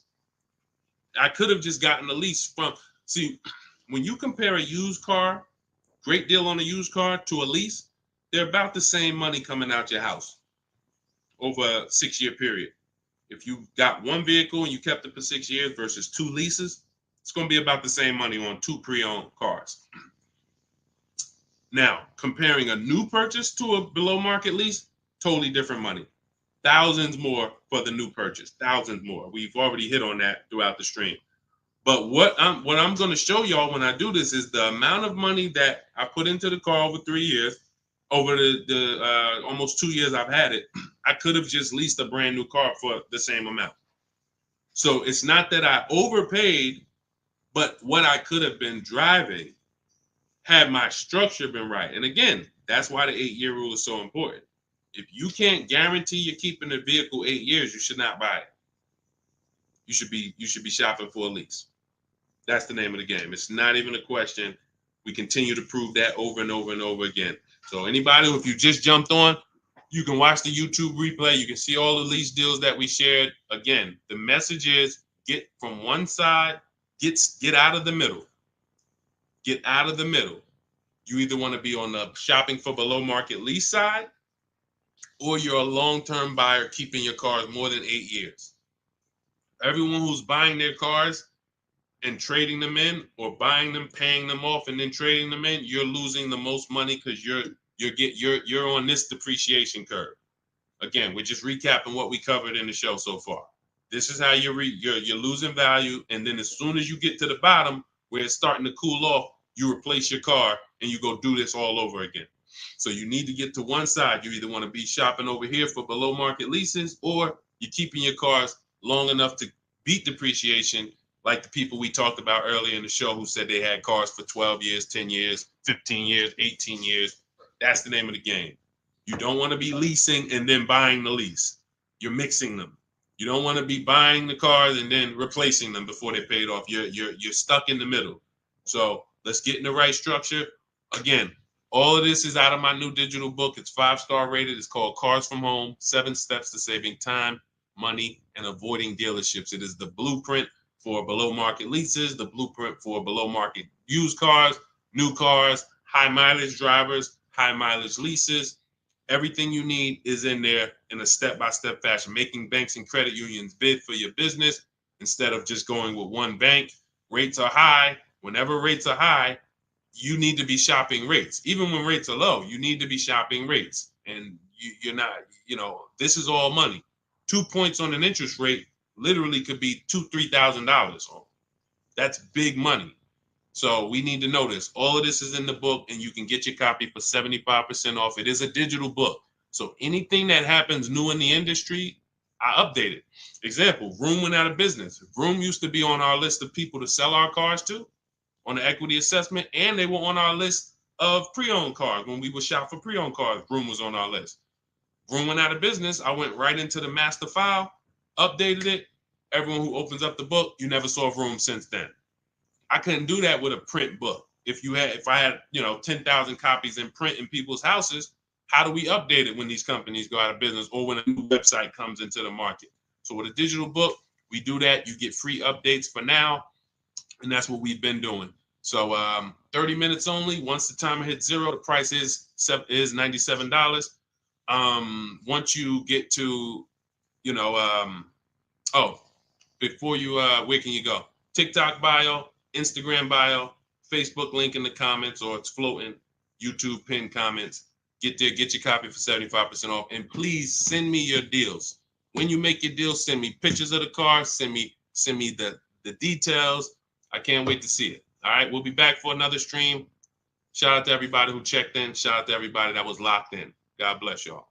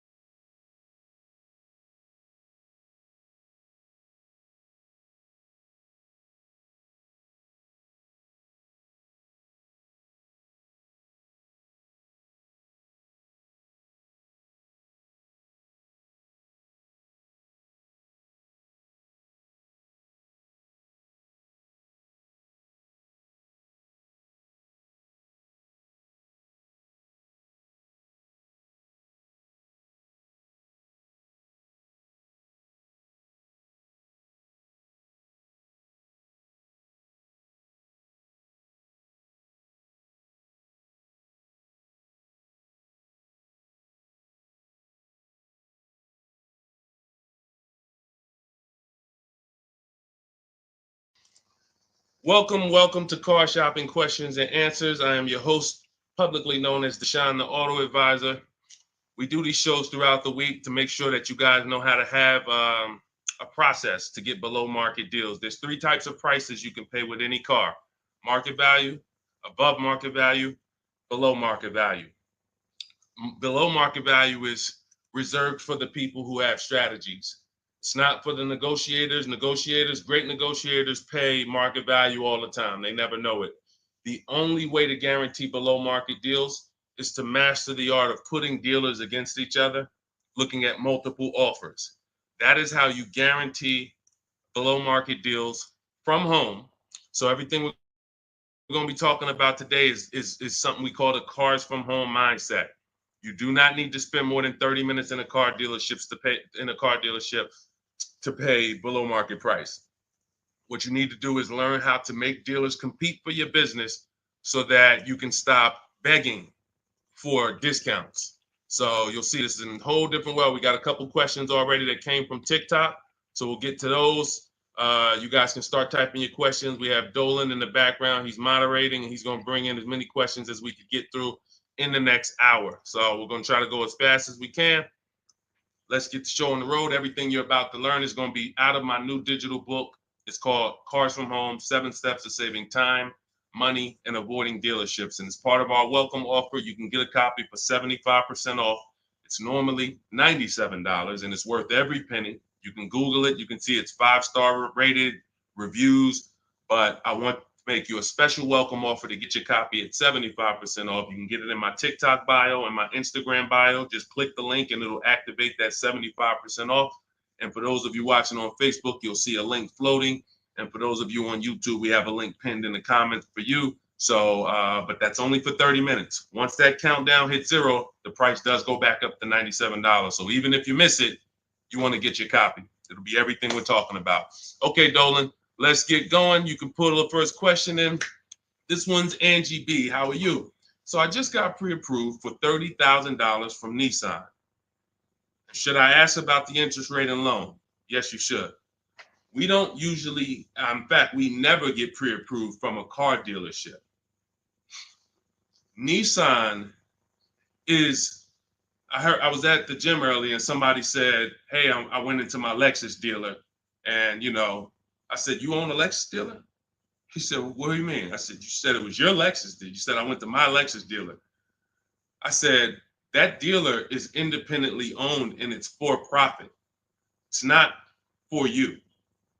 These people are not your friends. He said, no, you're right. He said, they are nice though. I said, well, you make more money when you smile while you're taking someone's money. So there's people who make tons of money, they never smile. But if you smile, you'll make even more money.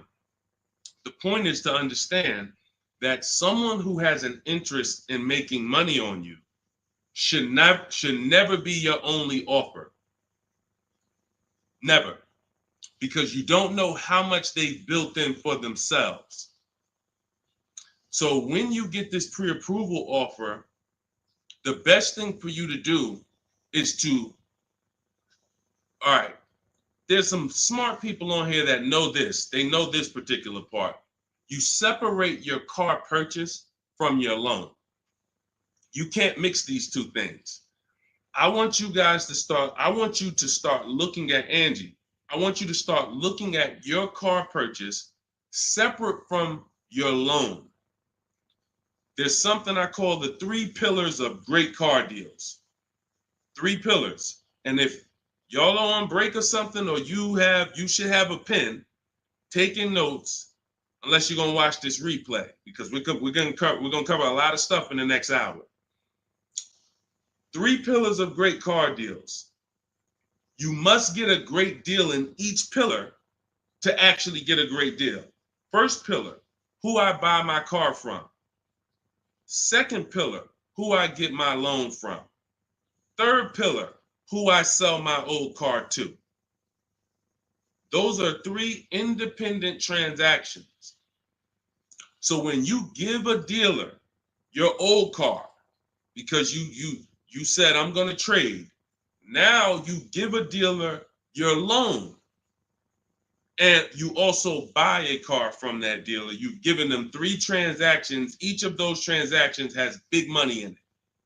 How do we know each one of those transactions have big money in it? Well, I spent 14 years in the car business, 5 years Mercedes, 5 years General Motors. That's how I know.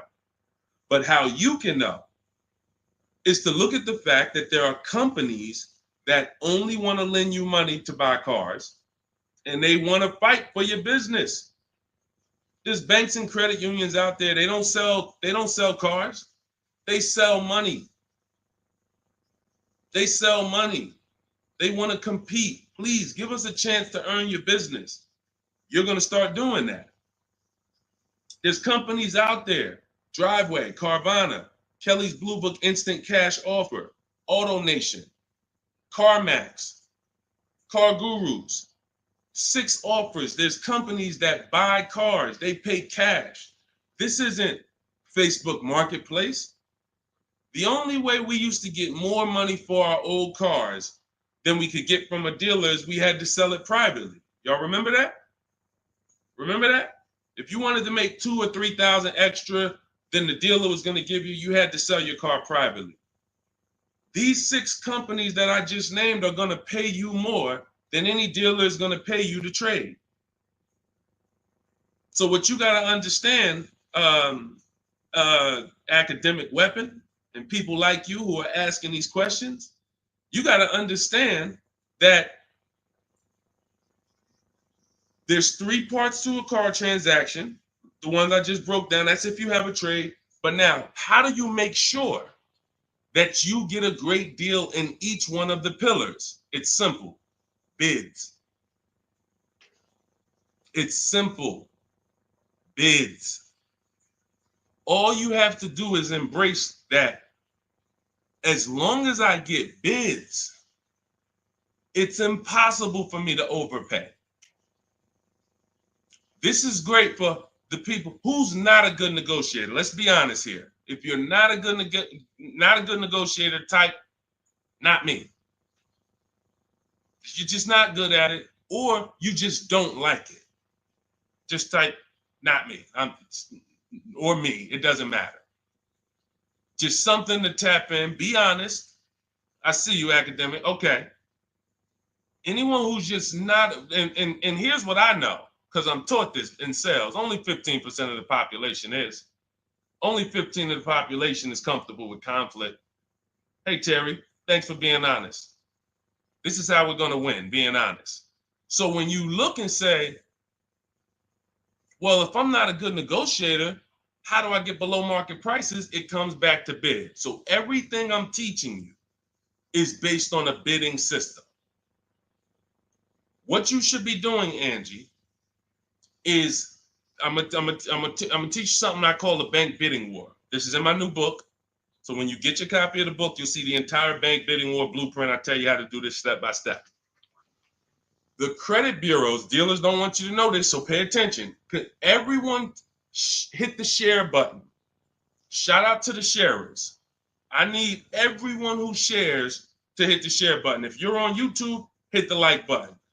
Hit the like button, because we're about to drop something on you that I know you've never heard. Pretty much everything you're going to hear you've never heard. But let's go deep on this bank bidding war. The credit bureaus allow you to have multiple lenders access your credit within a certain period of time. And as long as you let them all access it in that period of time, it's going to have the same effect on your credit score as one hard inquiry. So if one hard inquiry on your credit would have lowered your score 9 points, you can have 20 and it'll lower your score the same 9 points. So obviously, if we could have one and we're going to take a 9-point hit, or we could have 20, what's better? With one person competing for our business or 20? So you cannot go into the dealers to do this. You can't say, well, I heard Deshone said I could go to this dealer and let them run my credit, and then the next day I could go to this dealer and let them run my credit. That's not how it works. You cannot do that. What you will do is you will make your deal for your car. First thing you're going to do, Angie, in the bank bidding war process is let's see, are there any special interest rates in the market? That's always step one. The bank bidding war is 3 rounds.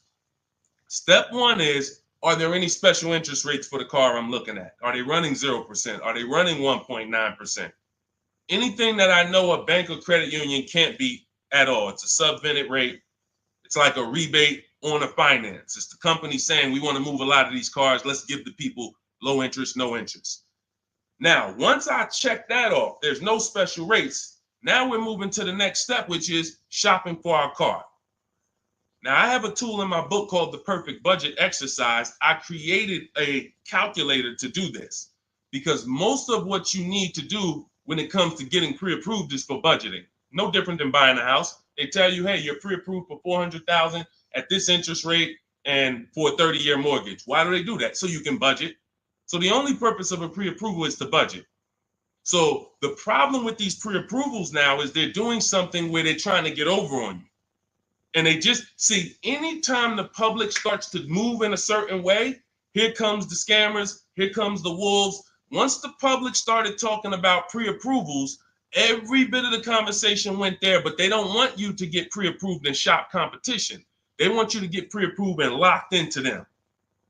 That is what you want to avoid. Anytime you see anyone trying to lock you into them, one dealer, lock me in. Hey, one dealer sent me this letter. Come get this car from us only. Lock me into them. Hey, you're pre-approved from this bank. Lock me into them. That's how you overpay. Because they don't want you shopping competition to find out that that offer from them is not the best offer. I don't care how good it sounds. It's not the best offer until we've seen 2 or 3 and 4 or 5 other offers. Then we realize, oh, that wasn't a good offer. So when they're doing these restricted pre-approvals, where first of all, they want to ding your credit with a hard pull. We don't like that. Second of all, they want to give you, they don't give you a rate, an interest, they give you a term, but there's an expiration date on it. Who's seen that? Who's seen that? Your pre-approval is only good for 30 days. Now, you done already hit my credit with a hard pull. Now I'm out here shopping, and I'm shopping with my back against the wall, and I have pressure not from the dealer that I'm buying from. I got pressure from the bank that wants to loan me money. Hurry up and find a car. If you don't find a car in 30 days, you got to come back and we got to hit your credit again. So what are you going to do when you're out there shopping and looking and you know your pre-approval expires in 2 days? You mess around and take something that you wouldn't have taken if you didn't have that deadline. So this is not what you want to do. This is not what you want to do. Hold on one second. Hold on. And I asked the people before when we did another stream, I said, hey, do you guys want me to do these quick skim over answers so we could get 20 questions answered in an hour, or do y'all want me to go deep on these subjects? And everybody said go deep on it. We like that. So that's the consensus. We don't do fluff answers here. This is car buying. This isn't, buying a pair of shoes. We go deep on answers. So we stay away from these because those were the games. These are the games these lenders are playing now. They don't want us shopping them. They don't want us shopping their competition. They're making a ton of money on interest, charging 7, 8, 9% interest, 10% interest to people who aren't shopping their competitors. We don't do that. What we're doing is we are going to, once we see that there's no special interest rate, we move into shopping for our vehicle. Now we're getting bids. Once we find the best offer on our vehicle, new car, used car, we lock it up with a deposit. We never take on the spot delivery. Type a $sign if you understand. Type a $sign if you've ever taken on the spot delivery from a car. You went in, signed the paperwork, same day, took it home. Type a $sign if you've done that. We don't want to do that anymore. I'm going to tell you why. On a finance, you don't have an opportunity to shop rates. You got to shop rates. From now on, you will be shopping rates. You're going to have 5, 10, 15 lenders compete to see who's going to give me the best rate. Because if I pay 7% on a $30,000 loan, but I could have got 5.29%. That's probably $1,500. That's probably, and we never go back and refinance. We just end up with a higher rate than we could have gotten. We wonder, we hope, hey, dang, I wonder if I got the best rate. This is what's going to eliminate that. So you're going to put the deposit down. Hey, I'll call you tomorrow. I'm going to go shop my lenders. And here's what we do that no one is teaching. We always let the dealer see if they can beat the rate. We do not only strictly go with our lenders. We don't have enough lenders to do that. If we had 20, 30, 40, 50 lenders that we were shopping, we got like, I show you how to reach out to about 5 in my book, but the dealer might have another 12, 13, 15. So we want all of these people competing. That way we guarantee we got the best rate. So what I want you doing, Angie, is I want you to not focus on one dealer's offer, one Nissan offer. No, that means nothing. You want to learn to separate your transactions. We've talked about the 3 pillars. You're going to bid each one out. And the best part about bidding is you can do it all online. You can do it all from home. 90% of what I'm telling you, 90% of how we buy cars and the people you're going to see, I'll introduce you to over the next hour. You see a lot of people who've learned from me. It's from home. That's why my entire process is called Cars from Home. The book is called Cars from Home. It's a digital book. It'll be in your inbox in 5 minutes, but you got to get there before the 30-minute timer goes down to get you 75% off. It's normally a $97 book, worth every penny. But for the next 30 minutes, if you haven't visited yet, you can get your copy for 75% off. Go to my TikTok bio, the Instagram bio. Don't miss it. You can come back to the broadcast. We'll be here. YouTube, we have a comment pin for you. On Facebook, you guys can see the link floating. Get your 75% off. That way you have all of this stuff step by step for the rest of your life. And when things update, I update the book. So that's another reason I love a digital book, because things happen, things change, new websites come out, boom, I go right in, boom, boom, update it. I don't charge you. Hey, you bought my book 18 months ago, but here's version 2. Send another $32 to, no, I want people to win. If you want to win, you're going to win with me. That's it. I'm not looking to nickel and dime people. That book should be $500, but at the end of the day, I want people to win. We want to make it accessible for everybody. Go ahead, Dolan, shoot the next one in. Skinner, good to see you, my man. Always checking in. Always good when I see you. What's going on? Let me get this book. Go ahead, Angie. Use it and win. Use it and win. All right. What's up, Yo? Good to see you. How can I get your people to help me out? I'm trying to purchase a vehicle in the next 2 weeks. We have a Shop with Deshone program. It's been out. I shop with people all around the country. So I always say, get in where you fit in. Some people are do-it-yourself people. Anyone who's a do-it-yourself person, we have the master blueprint. It's step-by-step. There's different paths. So you're not reading a book on leasing, buying new cars, used cars, high mileage driving strategy. You're not reading all of that and then trying to see what I do. There's paths.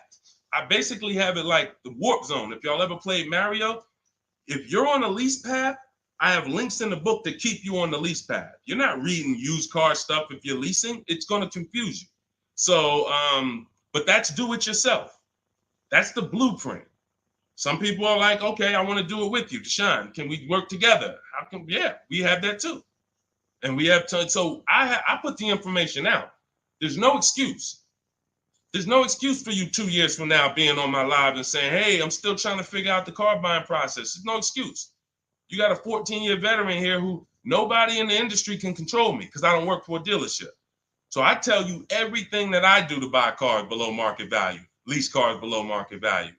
All the people that you see, you guys know, if you've been on any of my streams, you know we share 10, 15 people an episode sometimes who are reporting their deals. So at the end of the day, you get in where you fit in. Get in where you fit in, but find a place to get in. I don't care if you watch all my free videos on social media. Now, once you get my book or you work with me, you can stop watching those videos. There's no point in you watching my videos warning people when you're inside with me and you got my blueprints. So it's just about getting where you fit in. That's all. Go ahead, Dolan. All that information was Shop with Deshone. That's all in my bio. That's all in, any of my bios too. So what are the 6 companies to sell your car to? Great question. Make notes. CarMax, Driveway, Carvana, Kelly's Blue Book Instant Cash Offer. Do not use the Kelly Blue Book algorithm site where you just put your year, make, model in, boom. Your vehicle's worth $18,000. Do not use that. That is worthless. The only thing that matters is cash offers. That's all that matters. These are people who literally, they either send an inspector to see the car, or you go to a local spot, have the car inspected, they go and they cut you a check. Like it's like that. They don't negotiate. Sometimes Kelly Blue Book will patch you into a dealer and they'll say, hey, I might be able to pay more if I see it. We don't usually fall for that. We want strictly, hey, there's no used car manager in this world in this country who can't put a number on a car sight unseen. Like literally seeing it, that car is worth about this. That's what they do all day long. Look at cars in auction, make offers, make offers, make offers. So all of this stuff can be done online. And these are the people who pay more than, see, you're not going to, once you use this process, you're getting bids. Remember that. So if you're like, hey, I'm looking for a 2019 Honda Accord, I'm going to show you how to see the entire market. Because the problem is, there's another guy at the gym, because people know me locally, a couple people know what I do, and they'll come up to me, hey, I'm looking at this car. I'm like, look, I don't do this. I don't do this. I don't care how close you are to me. Like, I don't do this anymore. But, you get the same information. We've laid out the path. But he showed me, I just saw this car, though. I was looking at it. I said, there's probably 50 of those cars within 100 miles. There's definitely 50 within 300 miles. So the whole idea, remember, you have to know the goal of the person trying to sell you something. It's to lock you in to them. They want you to think this is the only one. This is the only offer. No, there's cars are cookie cutter. If y'all ever see these new cars come off the truck, you'll understand. Oh, they sent 4 of those black ones. There's 4. These cars are cookie cutter. And all of these dealerships are competing. So when we start bidding and getting bids and we find the lowest price car in the market, we get the lowest offer on a lease, on a finance. I have all of this in my book. We do this by email. With a used car, we go on the marketplaces. We go on, it's like shopping on Amazon or BestBuy.com or Walmart. We're going to all the marketplaces for used cars, and we're just screening it down. We'll talk more about that. If somebody wants to know how we screen down used cars, feel free to ask that question. But the point I'm trying to make is once you have found the lowest car in the market, that dealer knows they're selling that car at the lowest price in the market. So they cannot turn around and beat all of these other offers that Carvana and CarMax and all of these companies made to buy your car. They'll be out of business. You can't be the highest price. You can't pay the highest price to buy people's cars and then pay the lowest and then sell your car for the lowest price. You're just not going to make any money. So what we do is we find the person who wants to buy our car for the highest price. That's step 2 in my books, the equity assessment process. Those 6 companies that I named. We do this with leases too. We sell leases too. I've been talking about this for 3 years, and I know there's still people who like, Deshone, I didn't know you could sell a lease. If you didn't know, type a question mark. If you didn't know you could actually sell a lease and pocket cash if you have equity, type a question mark. So once we do the equity assessment, we've seen this is the company that's going to pay me the most for my old car. Now we're shopping for our new car. This is the company that's going to sell me the new car for the lowest price. 2 pillars. 2 pillars. You see what I'm saying? That's 2 pillars of our car deal. Guaranteed we paid, got the most for our car. Perfect, check. Got the least car, got the lowest car in the market based on bids, based on multiple offers. This is how it's done. And this stuff takes an app. Like when you guys get good at this, you'll be able to do this in 90 minutes to 2 hours. 90 minutes to 2 hours. I can get any car I want below market value. I'm going to pay less than everyone else. It won't take me more than 90 minutes. You'll get there. In the beginning, 2.5 hours it's going to take you to go through. You're going to be fumbling. You're going to be overthinking. And once you just get to trust in the process, you'll see, okay, this is a 90-minute process. Now, I don't want you rushing your shopping. It's a big point before we go to the next question. Too many of you are rushing your shopping. That's why you're ending up with cars you don't like in 3 months. We don't rush that. We don't let anyone rush us into making a decision on the car we want. Step 4 in my book, in my process, I call it shopping, not buying. You're going to enjoy shopping the way we shop because no one pressures us. We don't let them. We enjoy our shopping process. We're only there to test drive. We take our time to decide what we want. Now, once we decide what we want, it ain't taking us no more than 90 minutes to get it. But the deciding of some of you might spend 3 months deciding what you want, and that's okay. Visiting dealerships, driving multiple cars, perfectly fine. But we don't, the problem is when you turn shopping into buying. That's the problem. You tell your kids, hey, kids, we're going to go out, we're going to look at cars this weekend. Yes, oh, God, Daddy, we're getting a new car, Mom. Yes, great. All right, we're going to go look. First, we're going to go to Toyota. Then we're going to go to Honda. Then we're going to see the Chevy. If we had time, we'll test drive a Nissan, and it's going to be a good day. All right, perfect. You come out there, you drive the first car. Next thing you know, Daddy's sitting down, Mommy's sitting down talking to the salesman. That's where this is where you ruined your shopping. You ruined your shopping. What is Daddy doing sitting down? Why are you sitting? Daddy, I thought we was going to Honda next. What happened? 4 cars we were going to drive. Yeah, but they said we got a good deal. It don't take them long. If you let them catch you, it don't take us long to catch you with something. Hey, we have some great deals today. The manager said this morning, we're not going to turn down any good deal. We're so far behind our goals. Anybody who makes us a reasonable offer today, the next thing you know, you're not shopping anymore. You're talking about buying. Y'all see the difference? Type locked in if that makes sense. That's why we had a specific step in our process. It's step 4. It's called shopping, not buying. Shopping is deciding what you want. Buying is coming home, getting multiple offers on what you want. And we don't mix those two. This is how you enjoy the process. This is how you wake up in 6 months and you still love the car because you took enough time to make your decision and you didn't let anyone rush you. We're not gonna let anyone rush you if you're doing this my way. Go ahead, Dolan. Roll the next one. But yeah, get those 6 companies. Get your equity assessment done.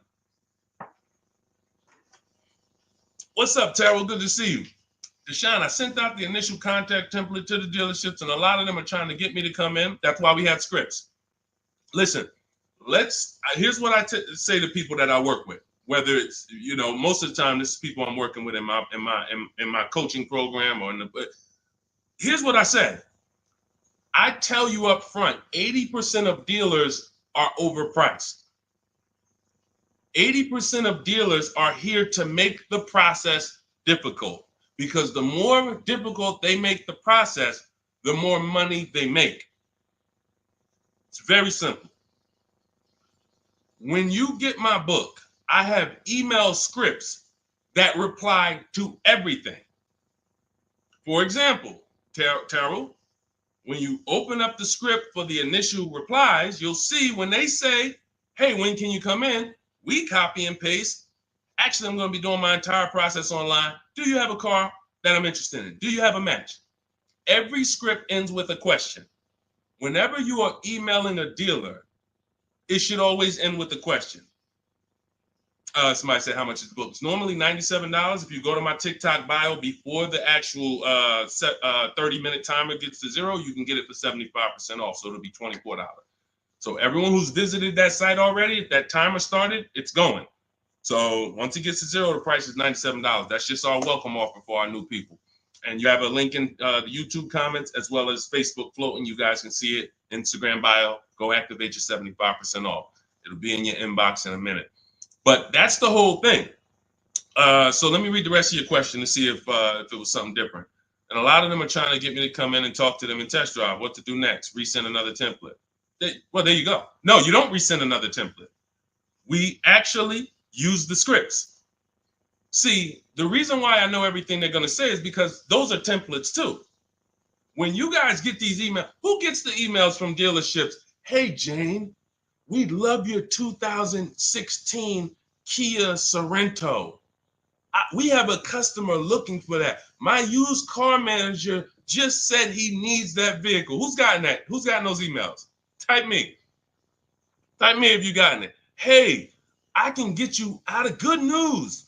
We looked at your 2021 Honda, and turns out we can get you in a new one for around the same price. When can you come in? Or when can we have a conversation? Right? Thank you, Dion Skinner. Okay, look, how do we know? How do I know you all are getting those? Because we sent them from the dealership. We sent them from the dealership. Listen, if you're not tagging your best friend into this broadcast, you're being a little selfish. Because your best friend's out there right now and they need a car and they about to go and overpay. So tag your best friend into this. Hit the share button and share with your best friend. This is what happens. Those are all templates. There's a software we would use, Mastermind, Momentum. What it does is it just searches the whole database and it sends out templates to these people. If we send out 1,000 emails, 100 are going to reply. It's going to lead to this many appointments. Those are all templates. That's not custom stuff. Those letters aren't, oh, they took the time to send me a letter. So it was easy for me to prepare the counter scripts because I know everything they're going to say. When can you come in? Can we have a phone call?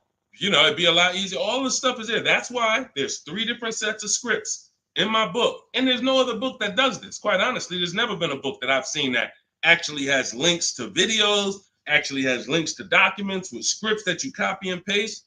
That's what I said. When I tell you the book should be $500, it should be. And then it would be, I'm only going to sell it to the people who really, really value their money. And they would. And they'd be like, Deshone, this was an expensive book, but I tell you what, this book saved me more money than probably any book I ever bought. But again, that's not God's plan. God said, listen, make it affordable, son. The people who are going to get it, they don't have no excuse. They have no excuse now. If the book was $500, you could, man, I really would get the book, but I don't want to lose $500. Book's $24 if you get there before the timer. So the point is, Terrell, use the scripts, follow the process, realize it's a new process for you, but everything's accounted for. Everything in the process is accounted for. Just use your scripts. Everything they say, copy and paste, and keep the conversation moving on your terms. And don't try to turn an 80% dealer to a 20% dealer. They're not going to be that. They're doing what they're supposed to do. Let them eliminate themselves. Usually, if a dealer's going to make it hard, there's a reason. God, we use a strategy for leases and new cars called the 25 to 5. We connect with 25 dealers online in 20 minutes. Then we send this initial contact template that Terrell sent. That's going to give us 25 dealers' inventories we're shopping from. So we never have to worry about, hey, you know, I don't really have that car, but maybe I could get it. You're shopping with one dealer, you're shopping from one inventory. Whatever they got, that's all we got. No, we're shopping from 25 dealers' inventory. So now out of the 25, we're looking to get 5 to 7 quotes, 5 to 7 offers. You're going to see they're going to be $150 a month to $200 a month apart, minimum. That's just how it is. And that's when you prove to yourself, holy crap, I see how different these dealers are. It's not close. It's not like, hey, I got 5 offers. This one was $605. This one was $590. This one was $580. This one was $570. Heck no. This one was $620. This one was $550. This one was $475. This one was $450. That's how far apart they are.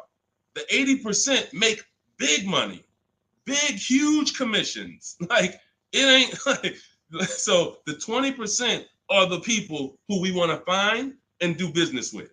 These are the people that compete. They want to beat their competition. We find them and we buy from them. Great question. Thank you, Terrell. Good to see you. Next question, Dolan. Oh, man, good question. And that's very common. Again, very common. It's a new process.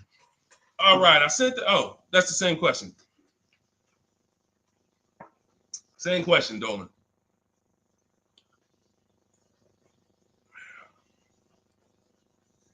What's up, Jaden? Buying my first used car this year. All right, putting $10,000 down with fair credit and a trade in worth $1,000. How do I maximize for the best car possible? First thing we want to decide is, should we be buying or leasing? This is very important. Now, I know many of you were taught on here, never lease a car. That advice is costing you thousands and thousands of dollars. And we'll go deep on that because I can't make a statement like that without going deep on this. But let me ask you, Jaden, do you have good credit, fair credit, not so good? You know, nobody knows you, so it's not like, you know.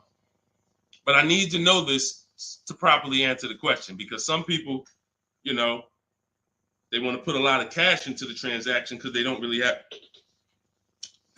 any credit. Let me know. I'm looking for your comment. Listen, you got to stay close to your keyboard. All of you who are asking questions, I want you to stay close to the keyboard. Dolan's pulling the questions in, and, you know, I want you to stay close, because I might ask you a follow-up question that I need to actually, you know, be able to answer it. So let me just assume. All right, let's just assume you have fair credit. Hang on one second. Let's assume you have fair credit. All right. Hang on. Okay. So let me tell you an outcome that's very common. And you could decide, this is all of you who have a child who's going to be getting a car, or you're going to be getting your first car. Like, listen up to this. We go wrong buying people their first car a lot of times, because typically when you buy a car, what's happening is you have to pay for the whole car. Some of you know every $5,000 on a car loan is about $100 per month. So when you look at and lock that into your head, every $5,000 is about $100 per month. So when you see a $5,000 car, $10,000 car, you should think $200 a month. When you see $15,000, you should think $300 a month. These are safe parameters for you to make sure you're not overcharged. You have to be able to understand a $50,000 car isn't going to be $500 a month to buy. It's going to start out around $1,000.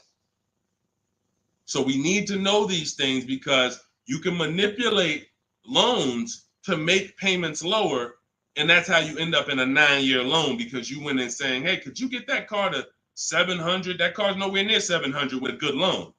5 years, 6 years is the longest we go. I have a rule in my book called the Rule of 72 and the 10th birthday. 72 months is the max loan we take, and the car should be paid off by its 10th birthday to avoid problems. So by the time a car turns 11, car should be paid off, so that way you could actually put money to the side for maintenance. These are all boundaries that we haven't had, that if you follow them, you're going to have a lot better experiences.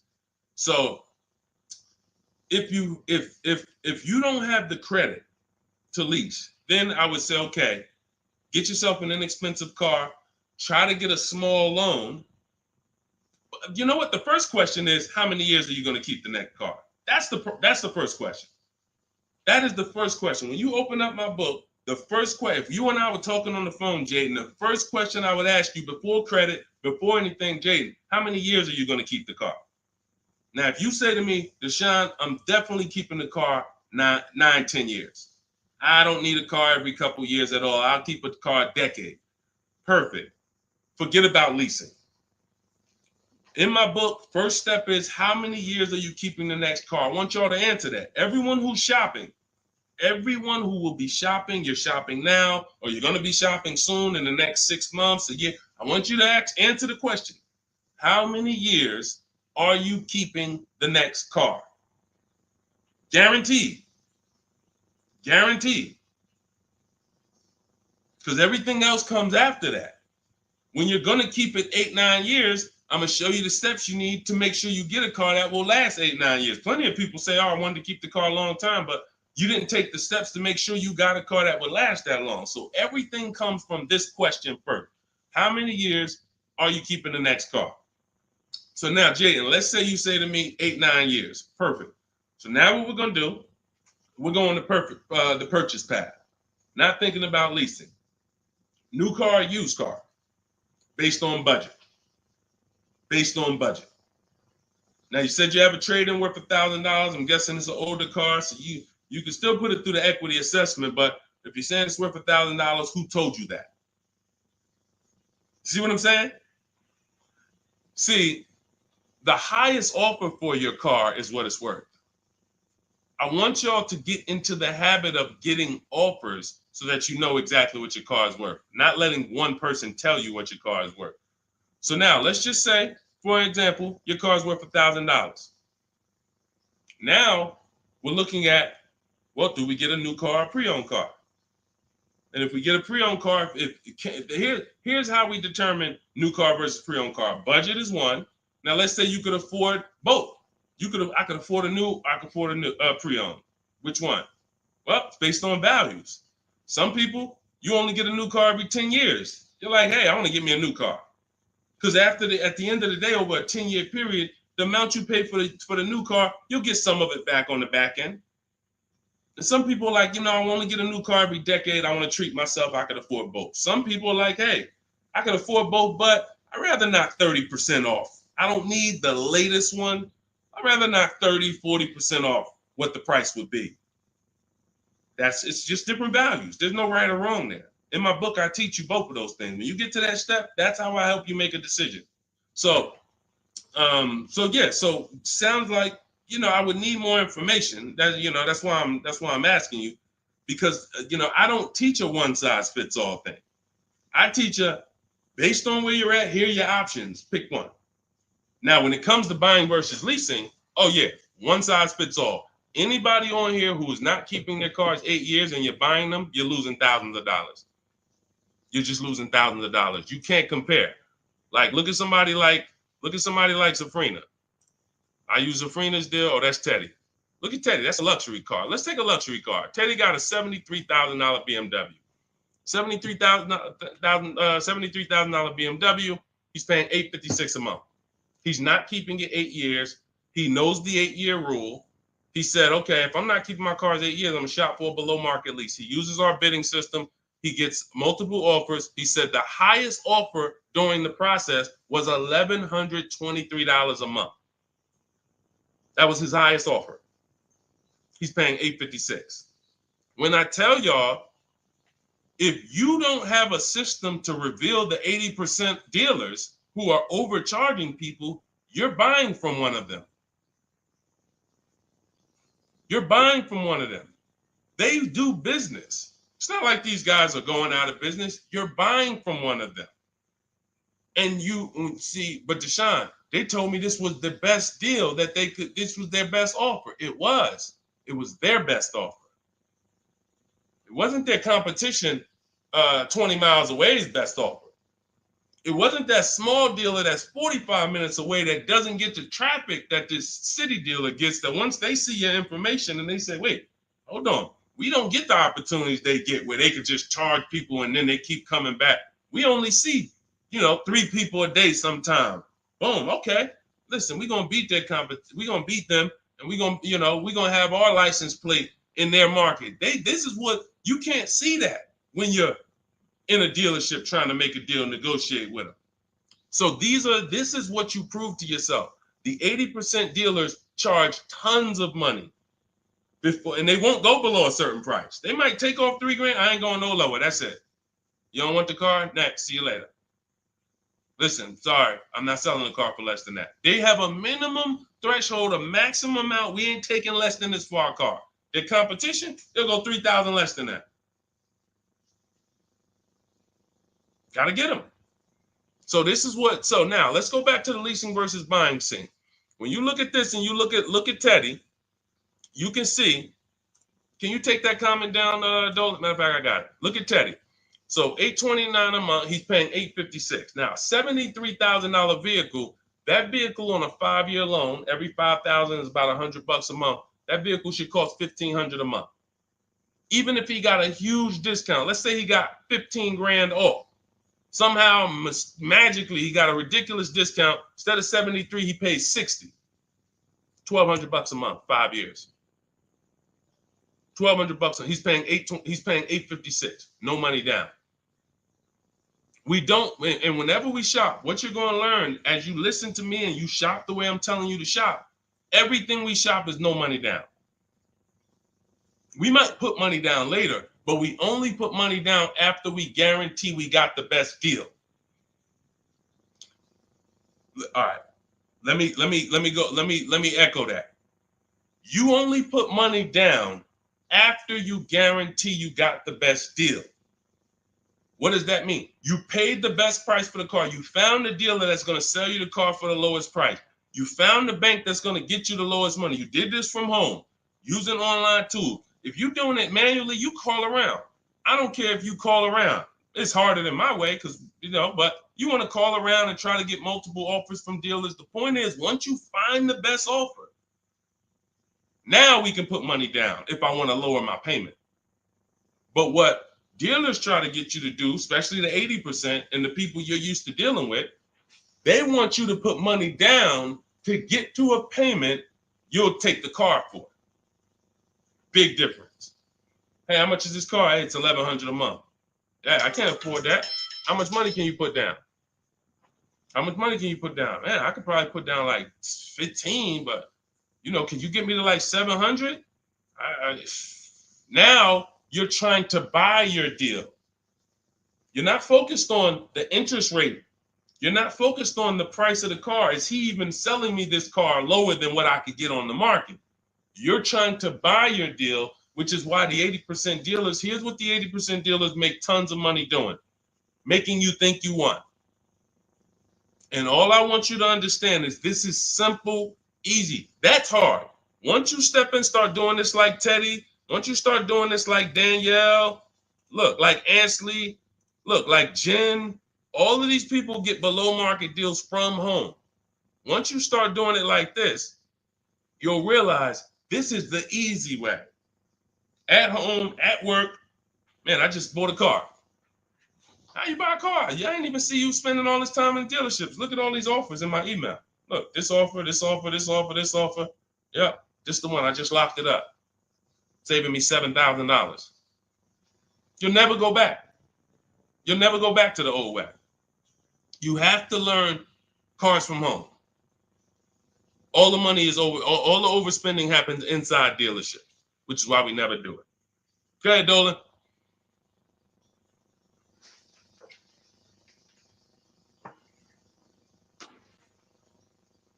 Let's go, Dolan. Keep them queued up, bro.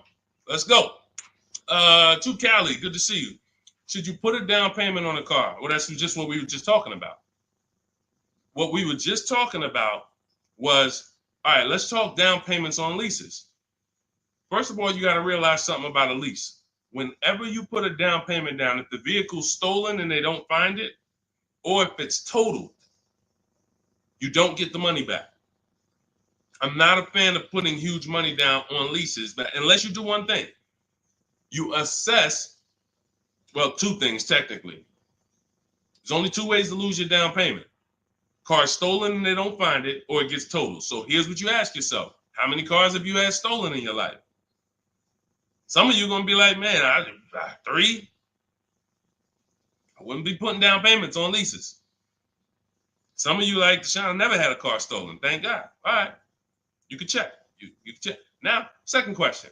The vehicle you're buying, what's the chances if you get into an accident, it can get totaled? You're buying a huge Jeep. You're buying a huge S-Class Mercedes. You're buying something that's very hard to total. You're good. You're good. You're buying a Honda Civic, putting $5,000 down on it. It's not a good. You're taking big risks. Big risk. So that's how we assess leasing. But here's the thing. This is how we shop for our leases. This is all in my digital book. We shop for our leases with only first month's payment down. That's really no down payment because when you lease, you give them your first payment, then you drive off. And when so that's how you do it. So first month's payment out of pocket, 12,000 miles per year. And we put taxes and fees in the payment. That's it. That's it. We get all our offers that way. The dealer's going to give you the offer based on how you told them to give it to you. If you told them, hey, just work me a lease out, They're gonna work you out a random lease, $3 grand down, boom. When you see these commercials, these are not deals. Listen, you cannot never judge. I told y'all at the beginning of the stream, it's 3 prices you can pay for every car: market value, above market value, below market value. Those are the 3 prices. Below market price is the people who got skills. That's the stuff we're talking about here. Below market comes from bidding. When you look at these offers, look at these commercials. Look at. Let me show you a deal. Look, Ansley just got a 2024 Infiniti QX Lux. MSRP is $58,000, $58,490 to be exact. Said I'm only paying $554 a month with my first payment down only, right under 1%. Now, some of you, if you're savvy, you've heard of the lease 1% rule. That's been around for probably 30 years. I created the 1.5% rule because people were overpaying for leases. People knew, the savvy people knew the 1% rule. They knew this is great value. This is a steal. You get a lease under 1%, no money down, you stole a vehicle. Doesn't mean it's your best deal because Zafrina got 0.88. So she got 0.88. So just don't think, again, bids. Bids. It's like, hey, you don't know how much you're going to save on the car. She didn't know she was going to get 0.88. She knew the 1% rule. She got her offers. She ends up closing the deal, $579 a month on a $65,000 vehicle. So this is how you shop. So once you get an offer, if it's between 1% and 1.5%, that's good value on the lease. The closer to 1, the more value. But in order to get 1, you need rebate. You need we don't understand sometimes the lease program. The dealer can't control that. So what we do is we shop. When you see a deal that's 1.1, 1.2, 1% low, that means there's a lot of rebates there. There's a lot of there's probably great residual, low money factor, which is the interest rate. You can't control these things. All you can do is bid it out.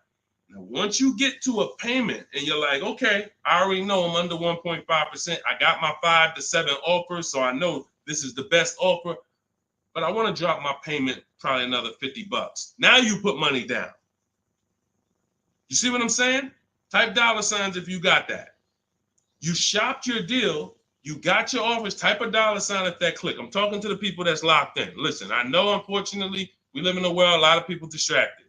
We sit here, we could talk big money all day long, and it's just flying past it. They got 100 other things on their mind. But the people who locked in, type a $sign if you understand that. When you shop for offers, when you look at your lease offers, the way I just told you we shop for them, now we get the offers, we say, all right, boom. This is the best one out of 5 to 7 dealers I got. Let me now lower my payment. First of all, if you can afford that payment, just take the deal. Much better, put no money into the deal. That way, if God forbid it's total, boom, I come back, I do it again, ain't no problem. I didn't put no money into the car. But if you look and say, I want to lower my payment like $100 a month. First thing you do is assess what I told you a couple minutes ago. How many cars have I had stolen? The lower, the better. If it's one time, okay, chances of this car getting stolen, slim to none. All right, how easy is this car to total? Now, it's a big vehicle. Like, I'd have to get into a pretty bad once-in-a-lifetime accident for it to be totaled. Perfect. All right, you can throw $2,000 down. You can throw $3,000 down to lower the payment more. That's how you use down payment money. You never use down payment money to buy your deal. You must have the deal before you apply the down payment. You must have the lowest interest rate before you get the down payment. You must have the dealer who's selling you that car lower than anyone else before you apply the money down. That's when you know you have a deal and your down payment isn't being taken and used as profit. Anybody else, down payment's being used as profit. It's just padding the deal. Give us more money to work with. How much could you put down? 6? All right, let me go work this out. And they're just around moving money around. They're moving, you're buying a car from them, you're getting your loan from them, and you're giving them $6,000 to work with. They have all this money to work with. That's a dream customer. And if this is you, I don't want you to feel bad. I only want you to feel, because no one told you this until now. I only want you to feel bad if you keep repeating it, because you got no one else to blame. Right now, you have the opportunity to change everything and focus on what I'm teaching you. So no one can do this to you. But the dream customer comes in, got a car to trade, wants to buy a car, needs a loan, How much could you put down? I'd probably put down like 3,000. That's 4 things you just gave him to work with. I got money in your loan I can move around. I got money in your old car that you want to sell to me, trade. All right, I could use that. Got some margin there. Then in the car you want to buy, I got some margin there. Then I got your down payment money that I got margin. I'm just about to let me manipulate a couple things and here. That's what we don't want to do. All right? That's why we separate the transactions. This stream, if you get the 3 pillars of great car deals, separating your transactions, bidding them out, this can never happen to you. None of this stuff could ever happen to you.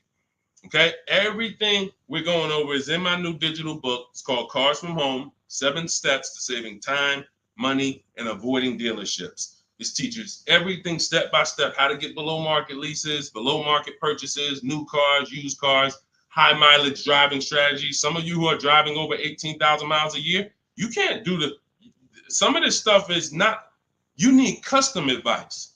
See, again, I don't do one size fits all. You can't be an 18,000, 20,000, 30,000 mile a year driver and think you can actually use the same loan structures and all of that as a normal person. You're depreciating your car faster than them. So all of this is in my blueprint. It's in my new book. Get your copy for 75% off in my TikTok bio, in my Instagram bio, or we have a link in the comments for you on YouTube, and we have a floating link on Facebook for you guys. But if that timer hits 0, it's $97. And if I'm you, if I miss the 75% offer, I'm getting the book, knowing what I know. And there's people who have the book, they'll be like, hey, look, I don't care if you missed it. You need to get the book. It's $97, worth every penny. So I want you to have everything I teach. It'll be in your inbox in literally a couple minutes. It's a digital book. And as soon as you get it, you're going to see a thank you page, and it says screenshot this page. Very important, because on that page is the link to open the book. Then I email you a copy. Also on that page is the link to my support team, just in case you type your email wrong. Our system is great. We send out lots of books. It works every time. But if you mistyped your email, then you're not going to see the book. So make sure you have my support team's email. So if you don't see that book in 5-10 minutes, email my team, hey, and they'll get you the book right away. All right. Thank you, Skinner. Yeah, nobody ever broke it down like that. I'm glad. That's what I'm here for. That's what I'm here for. I only want to pay first month's payment, and that's it out of pocket. That's 90% of our people, Skinner. 90% of our people. Hold on, I'm gonna get to Hideout PA. You got the next question. Hold on. But look, 90% of our people, look, India, look, $365 a month, no money down. That's first payment only. Look, Melissa, look, got her hybrid Honda Pilot 2025, $597 a month. She made $12,000 on her equity assessment, sold her car. So $597, I'm trying to see an MSRP, almost 50 grand. So it's a 1.2% lease. Look, nothing out of pocket, first month's payment. Look, Ansley. I gotta go get the rest. I didn't hit see more to get his detail. You see, Ansley got 2 cars. He just got another BMW. Hold on. Look. Milligan. Everybody, we pretty much, look, zero is signing. Melissa. This is what we do. There's nobody who's better at this than we are. Listen, if I had the time and we did one stream where we just sat here for an hour, I could show you 100+ people. Boom, boom, boom. Well, I just show a dozen because I'm not going to spend too many. Look, if you don't get it from 10 people, you're not going to get it from 100. You know, if 10 people just like you who are showing their deals, paying less than you, don't persuade you, 100 wouldn't. But the point is, everybody shops with no money down. Because when you shop with no money down from now on, you will see it's easier because you can't confuse me. You can't confuse me when I'm shopping with no money down. You got to be great at math, which I love math. So, I mean, I love math. But you have to be great at math to put 3, 4, 5,000 down and be able to see where the money's actually going. So the best thing to do is compare. I could get this car, no money down. I could lease this car, no money down. What's my payment? And then you'll be able to see it.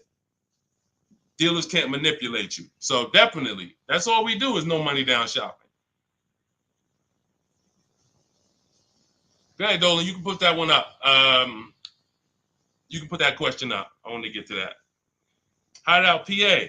In a 2-year lease, 2024 Jeep Hybrid, $1,500 down, $499, $10K a month. Good deal. You have nothing to compare it to. You have nothing to compare it to. And this is what I don't like. Listen, I'm not the one who tells people you got a bad deal. The only time I would tell somebody they got a bad deal is if they broke the 1.5% rule. So if you take no money down and you divide your monthly payment into the MSRP, if you were over 1.5%, there's no value in leasing that vehicle. You're paying too much for a car you're giving back in a couple months. So, hold on. Sorry. Yeah. So, sorry. So, but when I look at your deal, the reason why I hate this is because you've already gotten the car and you're driving around and you don't even know you got a good deal. You're wondering if you got a good deal. That's very disempowering. It's a very disempowering position to be in. But had you gotten 4 other offers, you wouldn't have to ask me that. And what I want you to do is change that, because frankly, I would bet $1,000 that if I said to you, you think I can find that car for less than what you paid? Bet me some money. Would you bet me $1,000 that I can't find that exact same car you got for a lot less money? Would you take the bet? You'd probably be like, nah, I don't want to take that bet. I don't want that for you. I don't want that for you. I don't want that for any of you. Driving cars, and if God forbid you see Deshone the Auto Advisor one day and you're like, and I'm like, hey, yeah, you just got the car? Okay, great. If you don't feel like, hey, listen, I got 5 offers from these dealerships, and the one I picked, they were so much less than everyone else. See, I know you use what we're talking about. I know the people I run into that use what we talk about. They come up, the first thing they're doing is saying who made them the best offer. They're saying, hey, the dealer couldn't beat the rate I got from the credit union. I know you're using what we teach. They're like, yo, I had to go 150 miles to pick it up in the next state because they made me the best offer. I know you're using what we teach. That's when I know. When you come in and ask, hey, what you think about this deal? We have nothing to compare it to. So we look at something like, let's just take an average deal. Let's take an average deal. Let's take a big money savings. Let's always use Sean for an example. Because what you're trying to do when you're not getting bids the old way is you're actually feeling for the bottom, and you're hoping, I hope this price that I paid was the bottom. Shout out to the people running the likes up on TikTok. Every time y'all hear something y'all like, just keep tapping the screen for like, spend 10 seconds just, man, you know what? This dude is going in over here. Just spend 10 seconds. Every time you hear something you like, tapping the screen. Shout out to y'all running the likes up. But when you look at, hey, look, I lost my train of thought. What was I talking about? I don't even know. That usually happens once I've been on for about an hour. That usually starts happening. Hideout PA just bought the book. Awesome. Listen, I'm answering your question right here. So, and look, next time, that's the thing. So again, I cannot tell you, oh, the MSRP was 49,000. Okay, so 49, 1,500 down. That's about a 1% lease. Solid. We don't know if you could have did better though, and that's the point. Again, Zafrina. Funny story about Zafrina, and she got this 0.88% lease, right? You're probably a little over 1% because you put about 1,500 down, so that $1,000 probably would have put you about maybe 1.1. Still great value, absolutely great value. great value. But Zafrina called me. She was shopping for a Jeep Grand Cherokee. She didn't call me, but we you know, she's in my program. Again, we have Shop with Deshone, Shop with, you know, blueprints. It's all up to you. However you like to learn, we provide it. So she was shopping for a Jeep Grand Cherokee, and the best offer she had was like 1.1. And it was solid. But she was coming out of a Jeep where she was under 1%. Her lease was up. She was under 1% on her old lease. And she said, the guy told me if I take the hybrid version, or the electric version, he can get me down to 1%. No, I think she was maybe 1.2 on a Jeep Grand Cherokee Limited at the time. She said if I take the hybrid version, he said I could do a 1%. He could get me to like 1%. I said, okay, if you're going to look at the hybrid, the electric version, that's an entirely different vehicle. The same dealers that you've been getting the offers from, run it past them now. That's a different lease program, different vehicle. Yeah, he might be able. Now look at this. Here's the big part. He was selling her the standard version lower than everybody else. But then he flipped her to the electric version because it had a better program. She ran the lease again, and another dealer sold that vehicle lower than everyone else. This is why this round robin system is so fun and empowering and revealing. You cannot trust any one dealer. We put them against each other, and that's how we win. So she ends up getting a 0.88% lease, $579 on this $66,000 Jeep. So that's the only thing. Even when we get a great deal, you never walk into a dealership say, get me to 1%, get me to 1.2, get me under 1.5. We don't say this stuff. We get bids. We never know where the best deal is going to be. We just never know.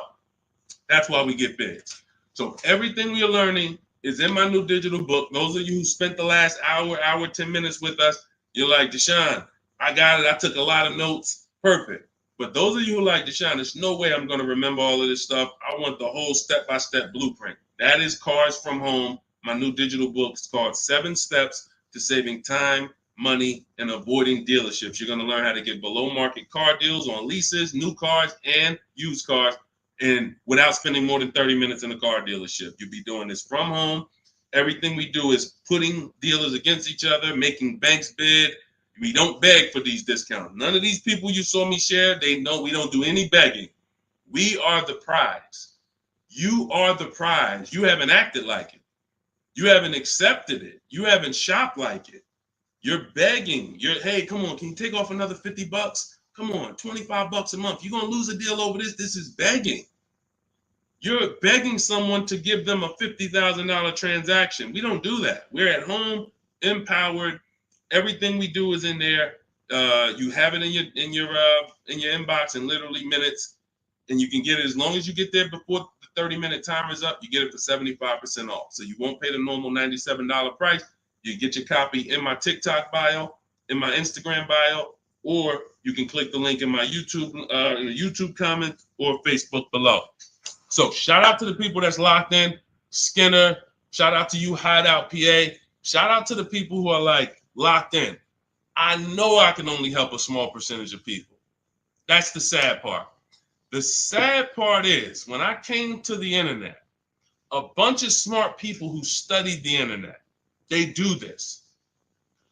I never sold any products on the internet. They told me, Deshone, doesn't matter how inexpensive you make it, you can't help everybody. They're not mentally gonna let you help them. I said, no, that's impossible. Nah, I said, look, no way. No, I'm gonna be so transparent. I got the industry experience. We got hundreds of testimonials. They go to all my pages. They can see their peers, people just like them, grandmothers, single mothers, all that. They said, Deshone, none of that matters. You can only help a small percentage. And they've been right. And I used to be disappointed. I really did. But now I focus on the people who are locked in. Whatever God gave me, whoever God assigned to me, I'm focused on you. That's it. So I'm here to make sure Hideout PA wins. She got the book. I'm here to make sure that Skinner wins. I'm here. Anybody who locked in, hey, Deshone got the book. You talking to me. I'm the 10%. I'm the 20%, whatever percentage it is. But the rest of you, you got to evaluate yourself because you're going into a very expensive purchase that is the second most expensive purchase you're ever going to make. And you're going in to deal with sharks. Like you really live that. Like you're really ready for that. I spend more time warning you of what the inside is like because I've been in the inside. I can go back to sell cars if I wasn't running a company to educate you guys. I can make $200,000, $300,000, $400,000 a year selling cars. This is not hard for me, but I know what it's like. I know who sits next to me. I know it's people who, when you sit down next to them, your head's coming off and you're going to leave with a smile.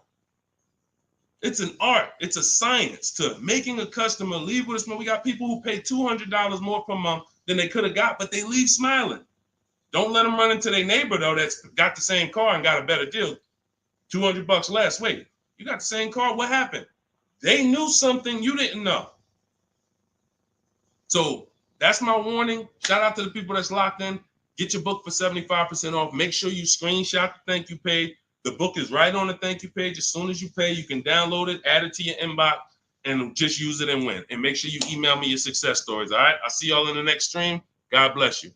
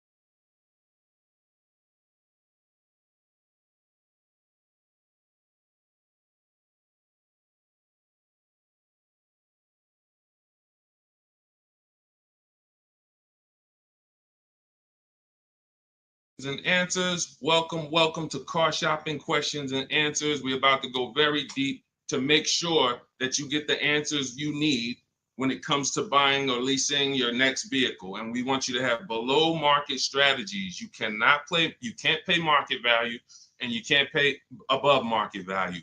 The goal when you are purchasing or leasing a car is to get a below market deal. That's the only deal. If you pay market value, you're paying what everyone else paid. It's not a deal.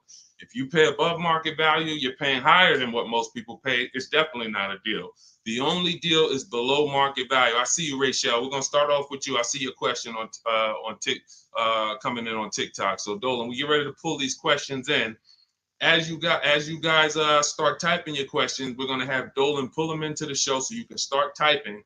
And I want you to know that everything you're gonna learn over this next hour is out of my new digital book. It's called Cars from Home. 7 Steps to Saving Time, Money, and Avoiding Dealerships. I wrote this book. I put 14 years of industry experience in the car business, working with dealers, working inside Mercedes-Benz, inside General Motors, and I created a 7-step process for you to get below market leases, below market finance deals, below market loans, below market cash purchases, below market used cars, and I have high mileage strategies in there for those of you who drive over 15 or 18,000 miles a year. It's all in there step by step, and you can get your copy for 75% off as part of our book launch offer. You can click the link that's floating on Facebook. You can click the link below on YouTube. We have a comment pin for you, and inside my TikTok and Instagram bios, you guys have a 75% off link for 30 minutes. Once that timer goes to 0, the price does go back up to $97.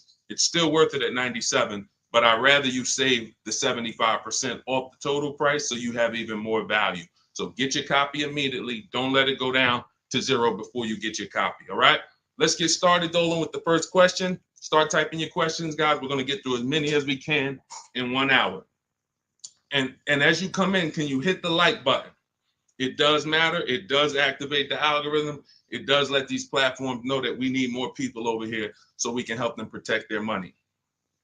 Okay, this question came from Rachel. what's the best time to get a car? I drive a 2014 and I own and I owe $18,000. What is the best advice you can give on trading a newer vehicle? It's under 18, it's under 100,000 miles. Okay, Rachel. So one of the things that the first sense I get is I don't like you still owing that much money on a car that's 10 years old already. I have a rule that I teach. It's called the rule of 72 and the 10th birthday. That means that you never want to take a loan longer than 72 months, but you also don't want a loan on a vehicle past its 10th birthday. And I'm going to tell you why. In 14 years in the car business, I've seen tons of people have things go wrong about the 10-year mark. Now, there's nothing wrong with things going wrong because that's why you have a car, so that you can put a little money into it, maintain it, and keep it driving for as long as possible. The problem is when you have a loan on that car, now what you're doing is you're repairing the car while you're making, hold on. I had to turn the Bluetooth off. Okay, so the problem is you're repairing that car while you're making payments on it. I call these the four expenses. The four expenses for a car are what you pay for it every month, if you have a loan, what you pay for gas, what you pay to repair it, and then what you pay to maintain it. Maintaining is oil changes, brake fluid changes, tire rotations, new tires. These are, replacing brakes. These are maintaining it. Repairing it is if something breaks on the car. And it's that I call that the fourth expense. That's what most people are not ready for.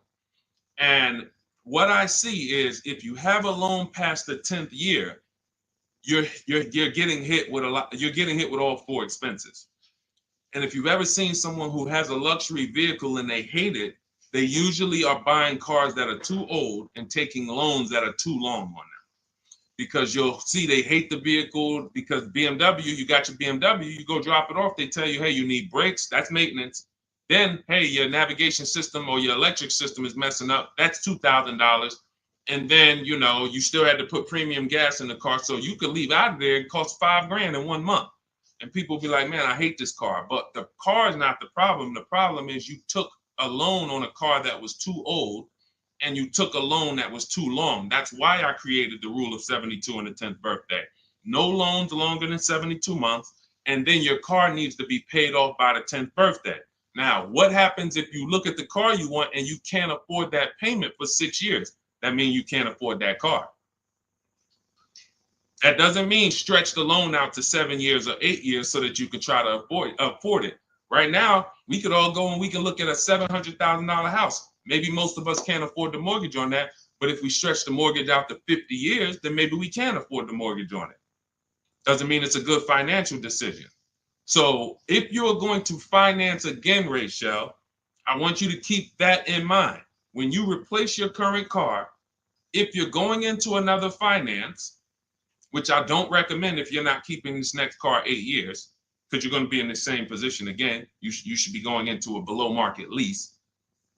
Then if you're keeping the car long term, then go to another finance and then make sure you're not buying too much car, taking out too many loans on it, and taking out too long of a loan. Use that as an affordability index. If I can't afford this car on a 6-year payment and I can't add up, here's how you do it. You look at the car, ask yourself, how old is it? If it's 6 years old, that means I got to take a 4-year loan. If it's 5 years old, that means I got to take a 5-year loan. It can't be greater than 10. You are taking way too much risk. And you're going to end up in this position where you're looking and you're like, how do I still have a car payment? Things starting to go wrong on this car. I'm nowhere close to paying it off. What did I do wrong? That's what you did wrong. Now, if you want to avoid this altogether and say, all right, what can I do in a different structure? You will be going into a lease. If you're shopping a below market lease, what that's going to do is make sure you can pay a low payment on a brand new car. It's always going to be under warranty, and you just keep doing that. You look like somebody who you're just used to having a car payment anyway. So you want to switch the way you make those car payments and start paying it into new cars versus these 10-year-old cars or 8-year-old cars that you're paying these payments into, and you're not getting much back in terms of return or quality or anything like that. So that's the first thing that I would concern myself with is, Rachel, how many years are you going to keep the next car? If it's 8 or more, then you purchase again. If it's less than 8, then Deshone, talk to me about a lease, because I'm not keeping this car at 8 years. I don't keep any car 8 years. All right? It's a great question. That's where we need to start out. Go ahead, Dolan. Shoot the next one up. Okay, this one is Love and okay, I don't want to even try to pronounce it, but you can see who you are. If I'm upside down, how can I trade or sell without having to pay the difference or getting a higher note? So now you're asking a question that, all right, so this person said if I'm upside down, that means they owe more on the car than it's worth. How can they get out of that car and go into another car without paying the difference or having a higher note? So I'm going to give you the way it's possible, depending on your situation, and realizing that in my book, there is one person, there's two people actually, but really one main person who, it doesn't matter how good your credit is, you're not going home with a new car, because negative equity is, you have too much negative equity. So there are cases where doesn't matter. You come in with an 800 score. I call negative equity the bad credit for people with good credit, because it's the only time when I was in the dealership, people would walk in and they would say, you know, okay, we look at a car and then we look at their current situation and the maximum amount they can pay. And then we look and say, hey, look, the bank's not going to approve this. You can't roll over 10 grand of negative equity to that $30,000 car and do no money down. So there are circumstances where you've dug yourself too deep, and the only thing that's going to do it if you don't have money is time and paying down the vehicle. So let's talk about if you're not in that situation. First thing I'm doing is I'm going to CarMax. I'm going to driveway.com. These are websites. This is because you notice what she said. If I trade or sell, that's very important, because some of you've been on the stream, you know we don't sell. I mean, we don't trade. We always sell our cars to cash buyers. You know, that come, they write big checks, they pay more than dealers. So the first thing we're going to do is visit these cash buying websites: CarMax, Driveway, Carvana, KBB Instant Cash Offer, AutoNation, and Car Gurus. That's going to give you 6 independent offers.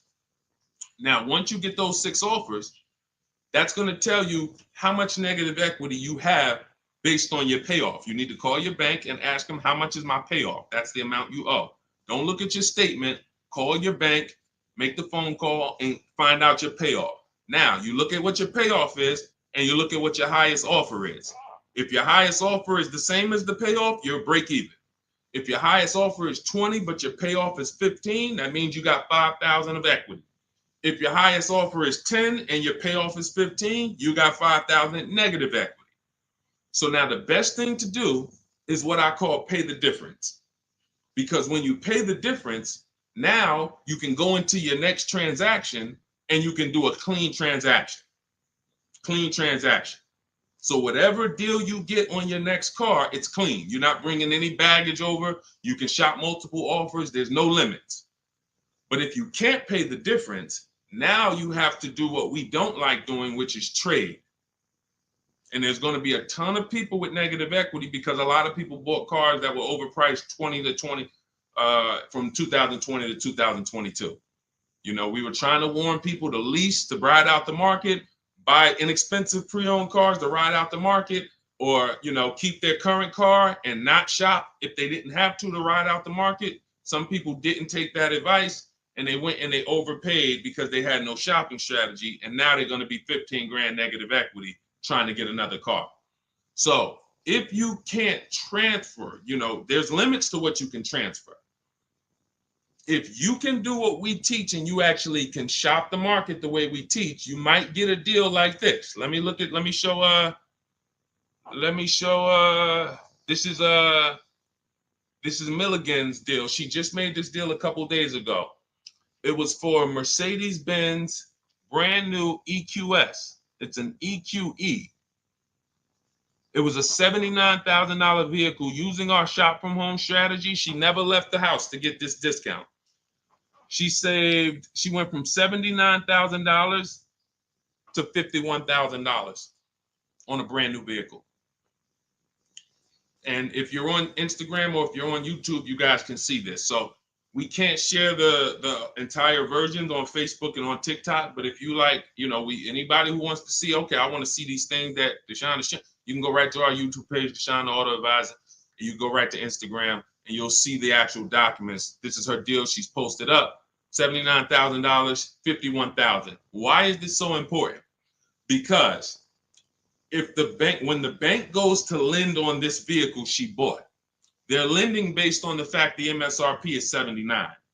So the banks will usually lend up to 20% more of the MSRP if you have good credit. So 79, the max they'll lend is another 20% of that. So let's say, $96,000 is the max they're going to lend on a $79,000 car. So let's just say you have 15,000 negative equity. Now, you don't know how to shop. You don't get the same discounts we're getting. You don't have that same thing. You can't slap all of that negative equity on and your taxes and your fees because you're going to blow out the loan to value ratios. The bank's not going to approve it. But when you find a car that has specific rebate, and we don't know this, she didn't know she was going to save $25,000 off this vehicle. What is that? Almost $30,000 off this vehicle. She didn't know that. She just said, I like this vehicle. Deshone, I'm going to use these shopping strategies, same strategies you'll have in my book. It'll literally be in your inbox in minutes. Same strategies we've used to help people do this all around the country. Now, all right, I saved almost 30 grand. Now I can bring my negative equity of 15 grand over to this vehicle, bury it, and I'm okay. So it's very important. The more negative equity you have, you are targeting a vehicle, or you're trying to find a vehicle where you can get such a big discount, you can transfer that over, go from a non-quality vehicle usually to a quality vehicle, because you're already in a vehicle that's not worth what you owe. That's important to understand. You're already in a vehicle that's not worth what you owe. The key is to getting that into a vehicle you're going to enjoy, and at least a vehicle that is safe and quality, and preferably you're leasing. Because the great thing about transferring negative equity to a lease is once that lease is up in 3 years or 39 months, the negative equity is gone. When you transfer that over to a finance, another 5 or 6 year finance, you're bringing the negative equity over, stretching it out for 5 or 6 years and putting interest on top of it. That's why I don't ever recommend go from a finance negative equity deal to another finance negative equity deal, because you're usually a short-term person anyway. You should be leasing cars. So this is the strategies for getting out of negative equity. Now you can literally go into a dealer. See, watch this. That's a below market strategy for negative equity. What I just talked to you about is what the people who are actually financially wise do and think about. Now you could say, well, I'm just going to go into the dealer and say, hey, I want to get out of this car. Perfect. They'll transfer you out of that. They'll go in and say, all right, we got it. Here's your payment. We put you on a 4-year lease, or here's your payment. We got you in a 6-year, 7-year finance. But you'll never know the discount you're getting because you don't care. Your whole thing is, I don't really want to unlearn what I've been taught and programmed to do. But if you want to say, I want to make the best deal possible and I want to stop making these mistakes that's getting me into these bad deals, I've never had to come and deal with 5, 6 grand, 2 grand of negative equity. It's never happened to me. But there are people, you might be one of them, who every deal you make, it's a negative equity situation. It's a negative equity situation. That's because you haven't learned how to structure your deals correctly. And those are the things that I want you to unlearn so that you can have empowered car buying, be making deals you feel great about, posting your numbers just like Milligan did, and saying, hey, check out the deal I made. Not just check out the car I got, check out the deal that I made. Okay? So that's what you need to understand. And if you can't, and that's how you can transfer out of negative equity, whether you have 10 grand negative equity, 5, 15, those are your options. And that's how we work it. All of this, guys, is in my new digital book. If you're enjoying what you're hearing so far, could you hit the like button? Hit the like button if you're just enjoying what you're hearing so far. I see y'all are running the likes up on TikTok. I appreciate it. As y'all keep tapping the screen, every time you're like, man, you know what? This is good information. Just hit the like button, start tapping the screen. It means a lot. And again, it shows these social media platforms that they need to get more people over here. Okay? So go ahead, Dolan, shoot the next question up. Keep typing your questions, y'all. We are going to try to get through as many as we can. I see you, Patrice Darden. I see you, Mr. Living Right. I see you, Letitia Cook. Good to see everybody tapping in. What's up, Mex? I see you, Kiki. We're live on 2 TikTok channels too. We're on 2 TikTok channels today.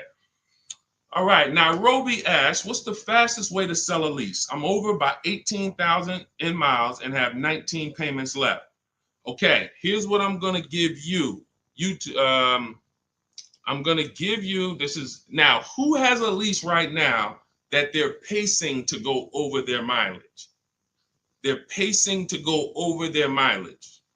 Who has a lease right now? You haven't gone over yet, but you're pacing because you're not over until the end of the lease. If you tell the leasing company you're going to drive 12,000 miles per year, then they want the car back with 36,000 miles on it. If you sign for 15,000 miles per year, then they want the car back with 45,000 miles in 3 years. You do a 20,000 mile a year lease. Some of you might have not known you can do high mileage leases. We talk about that all the time. It's only a couple dollars more when you get below market deals. If you're not keeping cars 8 years, the high mileage leases are some of the best things you could be doing. It's literally pennies on the dot, cents on the dollar compared to purchasing, and we never have negative equity, and we drive as much as we want in these new cars. If you're pacing, once you bring the car back, you could do 10,000 miles your first year, 20,000 miles your second year, 8,000 miles your third year, as long as the total at the end doesn't exceed what you told them you were going to spend, then you would be fine. So you're not over your miles, you're pacing to go over your miles. So here's what I'm going to give you, Nairobi, because this is a very, very complex thing when you don't have calculators. When you don't have tools, it's complex unless you're really good at math. But what I'm going to do is I'm going to put this comment on YouTube and Facebook. Now now in my book, I have calculators that I've invented. This is actual software that people who use my books and who have worked with me since 2021 have gotten to use. These are things that I looked around the industry and I saw things that people needed to know that didn't exist. So we had to actually build them out ourselves. And so that's why when you get my digital book, you have access to like 5 different custom calculators that we made that no one else uses. So one of them is this lease penalty calculator. Now, if you're pacing to go over your miles, here's what you got to understand. If you call a dealership, one of the biggest lies that they're going to tell you is, come on in, I'll take care of the mileage, or I'll take care of the penalties, or we'll get you out of the lease. Who's heard that before? Type me if you've heard that. Type me if you've ever spoken to a dealer, if you said, hey, I'm going over my miles, or hey, I'm thinking about, I want to get out early, and they said to you, no problem, come on in, we'll get you out of that. Don't worry about your old payments. Who's heard that? Who's heard that? Okay, type me. I told y'all, you got to stay by your keyboards when you're on these live streams. This is not, you're not watching somebody play video games where you could just be like, all right, yeah, let me just watch this person. Nah, this is active learning. This is stay by your keyboard because we dialogue with each other. All right, Latesha, I see you. Carol, yes, I see you. Harold Driver, yes, I see you. All right, so here's what happens. Those payments and that penalty that you drove over your miles, they don't get taken care of. They get rolled into your next deal. The only way lease payments disappear is if they have something called a payment waiver. And that's for loyalty in some cases. They don't say, hey, you got a Honda, you're buying a Toyota, we'll waive those old payments. They'll say, we'll take care of them. But what that means and what you need to know and what we know is that means I'm rolling them into your next car. So you're paying for that car in this new car. We don't like to make deals like that because it's baggage. It's baggage. So what we want to do is we want to find out if we're pacing to go over our mileage, does it make more sense for me to get, thank you, Tim. That's actually a good statement. Ain't nothing free. That's a good statement that a lot of people don't understand. When they say, hey, I'm throwing in these floor mats for you. Hey, I'm throwing in key protection. That means there's so much money in the deal that we have to actually, it's something called padding the deal. The finance manager and the team, they're trying to just pack. We got so much profit in this deal. We need to figure out how to allocate some of this so it's justified So when you hear them say that, oh, he threw in all this, he threw in all of this for me, that means you got a horrible deal. Sorry to tell you, but I got to give you the bad news first so that you understand. All right, it's smoke and mirrors, but I'm not gonna make these mistakes again. You have a whole billion-dollar industry that is really hell-bent on keeping you shopping the same way you've been shopping, because it keeps them on the Fortune 500 list. It keeps them publicly trading at a good profit. But our people and the people who listen to us, those of you who locked in, you're gonna be the ones that everybody else buying up here, but we buying down here. So let's get back to this point. So you want to see if I'm pacing to go over my mileage, does it make more sense for me to replace the car now? In which case, my payments would be due. If I stop my lease 3 months early, and in Nairobi's case, she has 19 payments left. If she was to go and stop her lease now, those 19 payments get billed out immediately. So if she walks into a dealer and says, hey, get me out of this car, they're going to try to either see, can they buy it, or do we make the payments and roll them over? What happens most of the time, and it's usually a better situation, guys, is you would use that lease penalty calculator, you put in how many miles you're driving per month, and it's going to tell you, if you go all the way to the end, this is how much your mileage penalty would be. I had somebody who I work with use that calculator. He found out the mileage penalty would be a little over $2,000. But if he got out now, his payment and mileage penalty would be $5,000. See, first thing we want to do when we find out we're going over mileage is, let me try to get out of this car. Oh, you don't realize that that's a bigger penalty you're paying, breaking the lease early, versus go to mileage, and then you find yourself a below market deal. You get yourself a deal like this. Get yourself a deal like this, because I told you I'm gonna be showing a lot more people. We had so many people get cars over the last couple of days. We gonna be showing these people. Look, this is Melissa. Melissa got a 2025 Honda Pilot EXL. She got a 15,000 mile a year lease. And oh man, I didn't even when I screenshot her, hold on. When I screenshot her deal, I didn't open it up with all the details that she shared. So hold on, stay with me, because y'all got to see this. She got a 1.27 lease.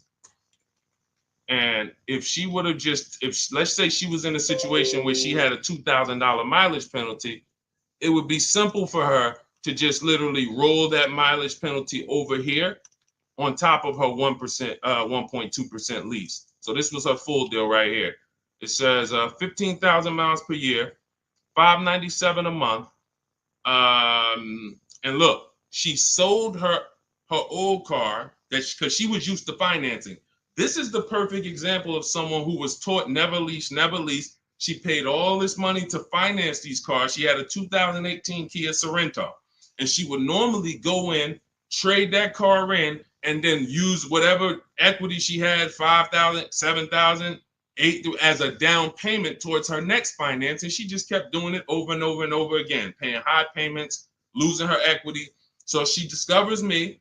She finds out she's not keeping cars 8 years. She's like, all right, if I'm not keeping cars 8 years, I'm not breaking Deshone's 8-year rule. I'm going to shop for a lease. So now she shops for her lease. She gets the same car she would have gotten and paid tons of money for, $800-900 a month for, because she was financing it.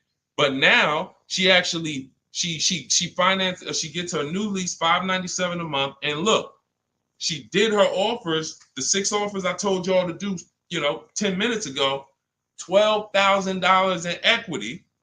So she goes in, she gets the new car, no money down, $597, drives off in a brand new $50,000 vehicle. Then she gets a check and she puts it in her bank for $12,000. It's the way the money moves. If you understand what I'm saying, if you're starting to, even if you don't get it all, if you're starting to understand type of dollar sign, it's the way the money moves. This is already a woman who likes driving newer cars. It's obvious. She has a 2018. She's going to upgrade it. So she would normally just go trade it in, finance another car, keep it another 5-6 years, trade it in, finance another car. It costs big money to finance these cars. It costs huge money. So now what she did is she said, okay, I drive 15,000 miles a year. I'm just going to get a 15,000 mile a year lease. If she would have got a 12,000, payment would have been $25 less. If she needed 18,000 like Jen, look at Jen's deal. Jen needed 18,000. Where's Jen? Here she is. Look, she says $512 a month. She got a CRV hybrid, and some of these vehicles are very in demand. So when you see vehicles that are closer to the 1% leases, these are vehicles that have bigger rebates, more support behind them. And sometimes you see vehicles that are 1.2, 1.3. They have a little less support from the manufacturer, but you still need to shop to get great lease deals because most people are paying, either huge down payments or then, they're paying over 1.5%. Again, let's stay on topic though. If you look at Jen, she said my payment was $512. I bumped it up because I wanted 18,000 miles a year to $563. Look, she shopped the payment. She shopped her deal from home the way we teach. She got 25 dealers to get involved online, never talked to them, got bids, used my email scripts, and she said, okay, my best deal for 12,000 miles is $512 a month. All right, now bump me up to 18,000. So she's getting, a lot of people would have just signed the 12,000 and then been talking about penalties that they're paying because they didn't get what they need. We teach something called choosing your mileage wisely. She paid $40-50 a month and she can drive her 18,000 miles a year, take her trips, do her crossroads, go see her kids in college and not have to worry about anything for $40-something more a month. It's the pennies. That's called being penny wise. Some people will be penny, that's called being dollar wise. Some people will be penny wise. It's called penny wise, dollar foolish. You have to get the mileage you need on a lease. And if you choose your mileage wrong, don't blame the lease. The lease is not a real person. The lease only goes what you put in. If you tell them, work me a lease payment with no money down, that's how they're going to customize it. If you say put the taxes and fees in the payment and give me offers, that's how they're going to customize it. You might have to tell them 2 or 3 times because they're so used to just telling people, hey, we need $5,000 down. So you might have to tell them that, but the lease is based on you. If you say, hey, I need 25,000 miles a year to drive, that's what they're going to quote you. That's what they're going to customize. So we always shop with 12 and then we adjust our mileage later. But that's what you need to see, Nairobi. So you're going to see, use that calculator I put the link for. It'll tell you whether it makes sense to get out now, later, or at the end. But the last thing I want you to compare that to is the equity assessment. I want you to go to CarMax, go to Driveway, go to Carvana, go to KBB Instant Cash Offer, go to Driveway, go to AutoNation, go to Car Gurus, get those 6 cash offers because you may be able to sell your car. And in which case, if you sell your car, all is forgiven. If you sell your car, there's no penalties, there's no nothing because you're actually transferring the title and the buyer is paying the company off. So do that equity assessment. But when you go to those websites, you must put in, when they ask you, is it a finance, lease, or own, put own. Don't put lease because it triggers something in their websites. Now, if y'all are like, you're like Deshone, I'm not going to remember all of this. Get the blueprint. That everything I'm teaching you is out of my new digital book, Cars from Home, 7 Steps to Saving Time, Money, and Avoiding Dealerships. It's already 5-star rated. Shout out to the people on Goodreads who have reviewed it. We're at a 4.9 rating. We got 4.9 overall, 58 ratings, 40 written reviews. Shout out to everybody who's came and told their story about this book since we launched it a few months ago. And you can go and see what the public is saying about it. This ship has sailed. You can get your copy for 75% off for the next 30 minutes. If you visited the website in my TikTok bio and my Instagram bio, once that gets to 0, there's a countdown, 30 minutes. Once it gets to 0, the price of the book goes back up to $97. It's still worth every dime, but I'd rather you pay $24 instead of $97. So on Instagram, TikTok, your 75% off is in my TikTok bio, in my Instagram bio. Get it before the countdown expires and you'll have the blueprint. On Facebook and YouTube, we have a link in the comments for you pinned for you to get your copy for 75% off for 30 minutes only. Again, if you're like Deshone, this is good, but there's no way I'm going to remember all of this. You can watch the replays, get it however you want it. Our system is step-by-step, and it doesn't involve talking. Everything we do is online tools. Okay, go ahead, Dolan. Let me take a sip of water. Next question. And you can buy more miles on the lease. That's a good point. A lot of people don't know that though, Tim. They really don't. You know, they might have signed a bad lease or heard somebody sign a bad lease, and then, you know, usually what signing a bad lease is overpaying for it or not getting the mileage you need, or both. You get them. I've had people who know they're not going to drive 10,000 miles a year, but because it's $40 a month less, or because they don't know, just pay $40 more and get what you need. They'll just take the 10,000. It's a horrible decision, and it leads to a terrible lease experience. All right, this is Teneros. How much should I put down as a down payment? It's a great question. So what you want to do is understand that down payment is nothing but payment management. It is not deal management. You don't want to fool yourself into thinking that because you got a good payment, you got a good deal. That's what down payments typically can do to a person who's not really good with math. You'll say, all right, I need to get my payment to 400. Now you're looking at a car you like, and you're like, I need to get my payment to 400. Now they tell you, okay, well, you end up putting $10,000 down and your payment's 400, and you think, okay, I got a deal. I'm at my payment. You didn't. You are doing one of the cardinal sins that we don't do here at Cars from Home. You're mixing transactions together. What does that mean? Almost everybody who's financially savvy when it comes to cars is going to separate their loan from the purchase price of the car. These two things are unrelated. You shop for the price of the car separate from the monthly payments. Because when you separate, you realize one thing. When most people are giving car dealers 3 transactions and not realizing it, they're buying a car from them. That's one transaction. They're giving their loan to them, or they're letting the dealer get them a loan. That's another transaction. And then they're trading in their car to them. That's a third transaction. So a person looks at it as one. I just made a deal with a dealership. No, you just actually did 3 transactions in one. And what happens, the reason why that's so bad is because you can't bid any of them out. In order to make sure you got a great deal, you need a great deal on each of those 3. The car you need to replace, you need to get the most money for that. The most money comes from bidding it out on the market with the strategies I just said 5 minutes ago with the companies that I just named, the equity assessment process. That's bidding that out. Now, we bid out our loans. Who's going to give us our loan? Who's going to give us the best interest rate?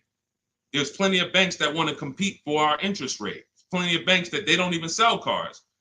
That should be a clue to you guys of how much money is really in cars, because there's companies who don't sell cars. All they want to do is loan you money to buy a car.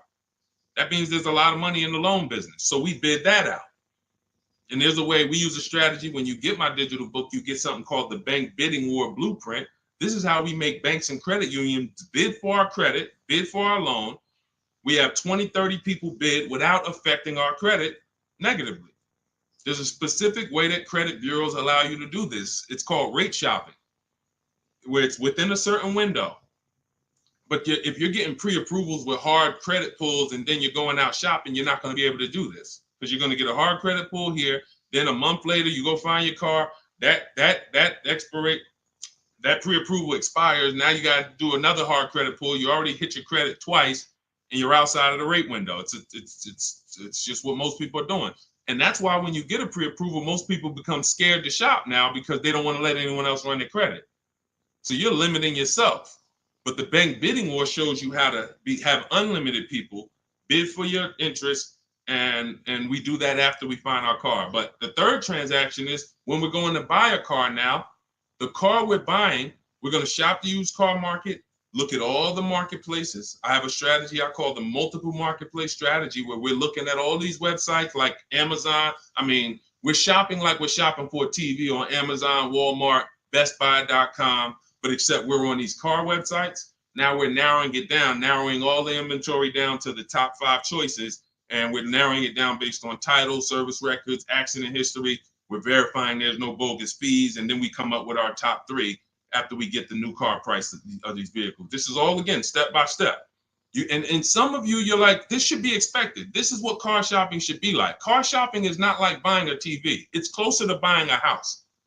So although we do this in 2 hours, if you follow my strategy, you can get deals in 2 hours. Without these things, you're now winging the process.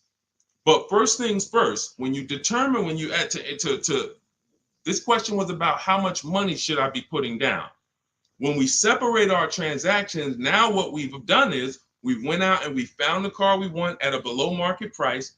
Now we go to our lenders and we start the bidding process and we say, okay, who's going to give me the best interest rate? And whoever gets me the best interest rate, now I put it together with the car that I have on hold. And I say, okay, what's my car payment now? And they may say, okay, well, if you finance the whole thing, your car payment's, $580. Now you might say, okay, I think I want to be at like $499. How much do I need down? Well, about $3,000. Okay, perfect. That's between you and the lender.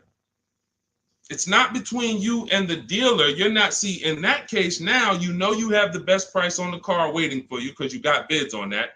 You got the best loan because you got bids on it. And now your down payment is actually going off the principal of the car, not it's going to pad the deal and the profit from the dealer. If you got that, type $sign. If you got that on TikTok, just start double tapping the screen, running the like sign. That is why it's important. We call that the 3 pillars of great car deals. You'll have to see these 3 pillars separately. Who I sell my car to, I'm bidding that out. Who I get my loan from, bidding that out. Who I buy my car from, bidding that out. And that allows you to sit at your computer and make all the money on your car deal and have these deals that, all of these people are making these deals at home. Look, this is India. She said she started using my strategies last year, but she shopped the market at the time. She was shopping for a Toyota Corolla, and she did not like the offers at the time. That's the benefit of starting these strategies way before you need a car. Look, we got people who get cars in 3-4 days, but when you have time, you can shop the market. She didn't like how the offers looked, and she waited. She said the best of all my offers were over 1.5% with no money, with no one budging on my counter offers. Fast forward 2024, I had to find a car in 2 weeks, so I got to work. In about 5 days, I walked out with a 2024 Hyundai Elantra Limited, $36,000 for 36 months, $12K, $365 a month, no money down. Boom, $365 a month, no money down. The MSRP was $28,725, making it a 1.27 deal. People would kill right now to be able to buy a car, drive a brand new, dependable car, fully warranted car, shop from home, never had to be stressed out in a dealership, begging for discounts. She's sitting at home and she drives off at $365 a month, brand new car, no money down. This is what it's about, people. It's about learning the strategy so that you keep the most money in your household. Okay? Everything I'm teaching you, everything India used is in my new digital book, Cars from Home, 7 Steps to Saving Time, Money, and Avoiding Dealerships. You can get your copy as part of our launch offer for 75% off in my TikTok bio or in my Instagram bio, but it's only for 30 minutes. After 30 minutes, the price goes back up to the $97 price, which is still great. If you missed it, and you're like, Deshone, I missed it, but I need these strategies. Listen, it's $70-something more. And the strategies you're going to use to save we can't even quantify it. We showed you earlier, somebody saved 25 grand off their price, almost 30 grand off her Mercedes. You've seen discounts of 6,000-7,000. You've seen ridiculous pay. It doesn't matter. The value you're going to get far outweighs the cost. And here's one thing. Financially wise people look at value.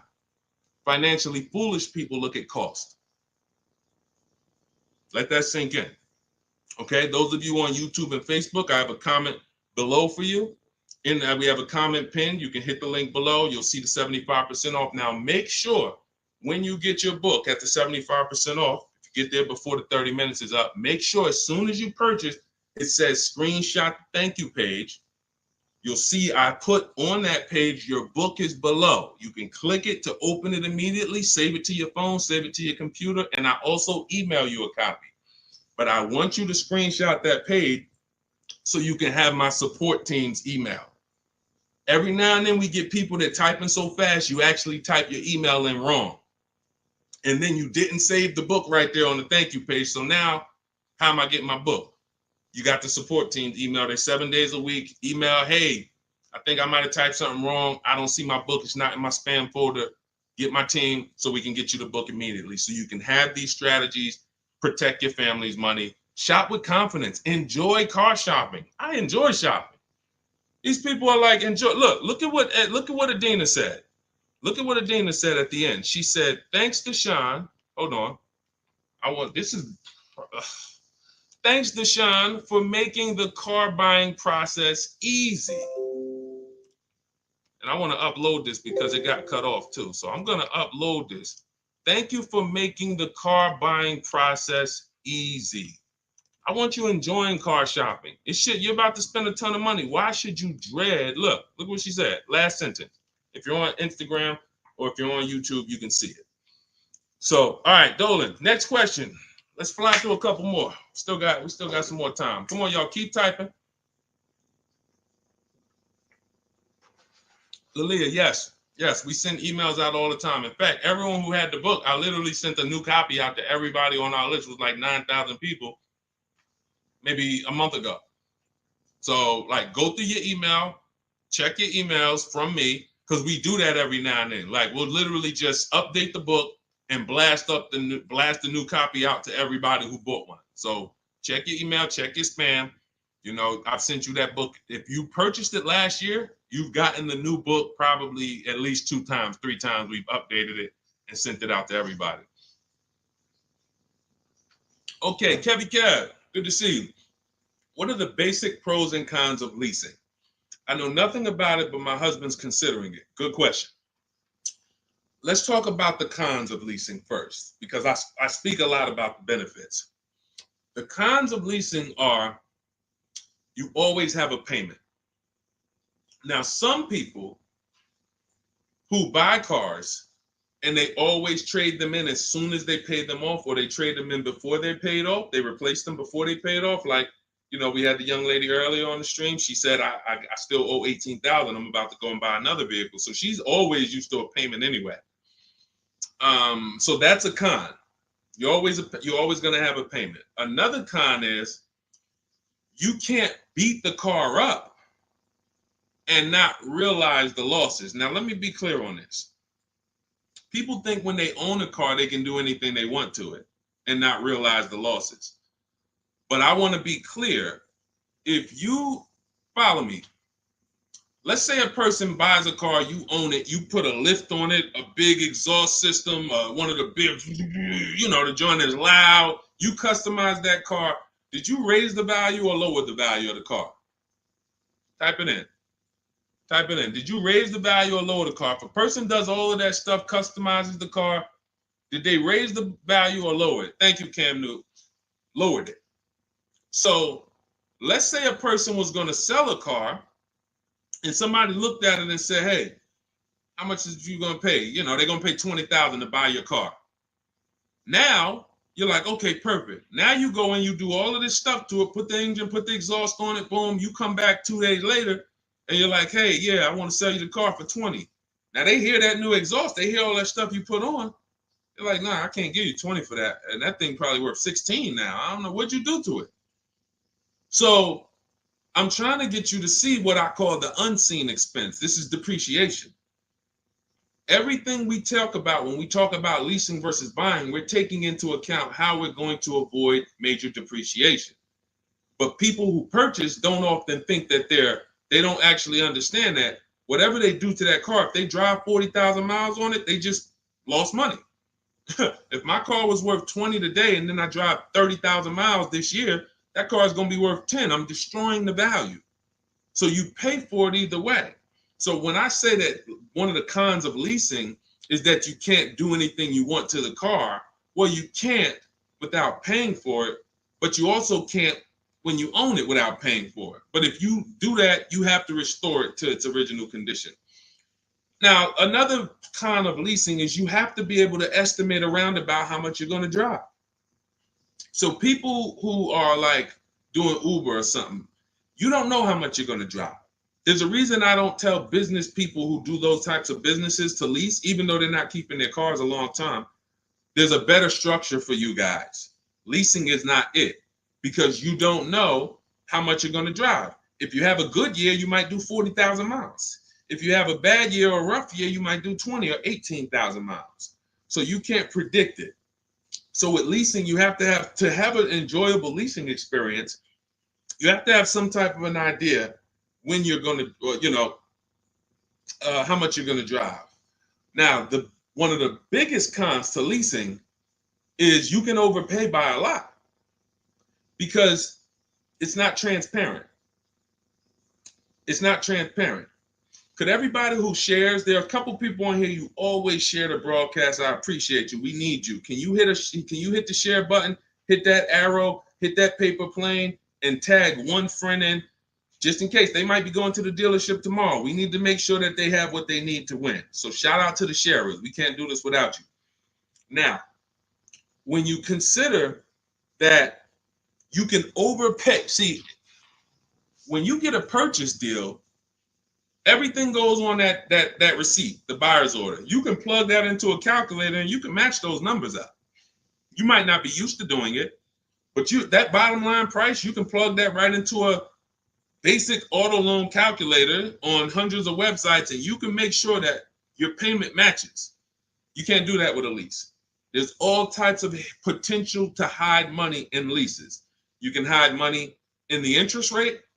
You can hide in the money factor, because you can't use your own financing with a lease. You have to use whatever bank or leasing company the dealership who's running the promotion is using. So that gives us potential to be overcharged for our money factor or our interest rate. There could be rebates on that vehicle, $2,000, $5,000 rebates. Look, when Sean was shopping for his F-150, some of you have seen it. It was a $15,000 rebate, $15,500.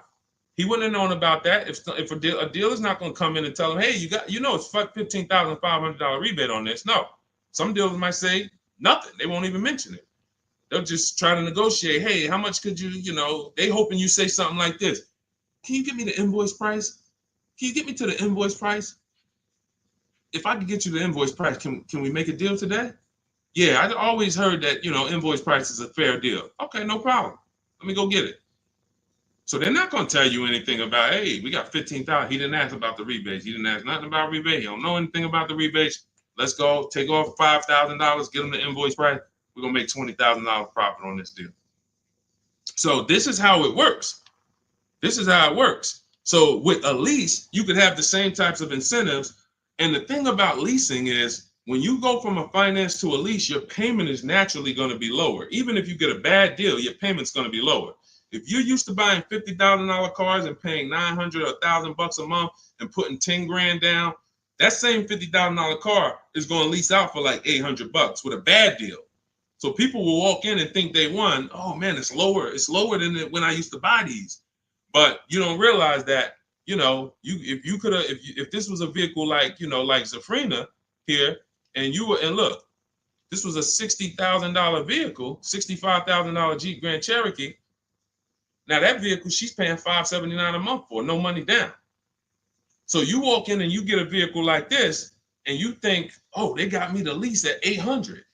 It's a $65,000 vehicle. I had to win.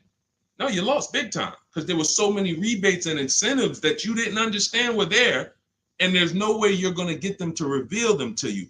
The only way, and I've been in the car business since 2006. I left in 2020, and since then I've been helping people make deals around this country. The only way to reveal what all the rebates are is 2 words: multiple offers.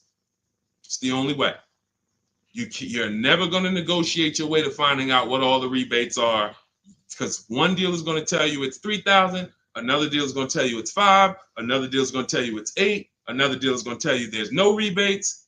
That's why when we sit back and we get multiple offers from home using the strategies in my digital book that you'll have access to immediately. Those of you who got your book, I see a lot of you saying, got the book. All of this stuff is scripted out for you. Now, you could do it manually, too. You want to call around the dealerships, ask for the sales manager, ask for a manager, try to bypass salesmen, because salesmen are trained to distract and waste time and make it hard, especially by phone. So if you want to try to do it manually, we must get 5 offers. New cars, leases, you must get 5 offers from 5 different dealers because that's how different the offers are going to be. They're going to be major different, not close, major. I always say if your offers aren't $150 to $200 a month apart, then you didn't shop correctly. Okay, go ahead, Doe. Let's shoot the next question up. That's it, Kevy Kev. That's the pros and cons. Oh, let me hit on the pros. Hold on.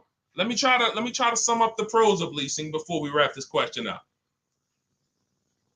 Pros of leasing are when you get below market leases, you're driving new cars, warranty cars, always under warranty in most cases.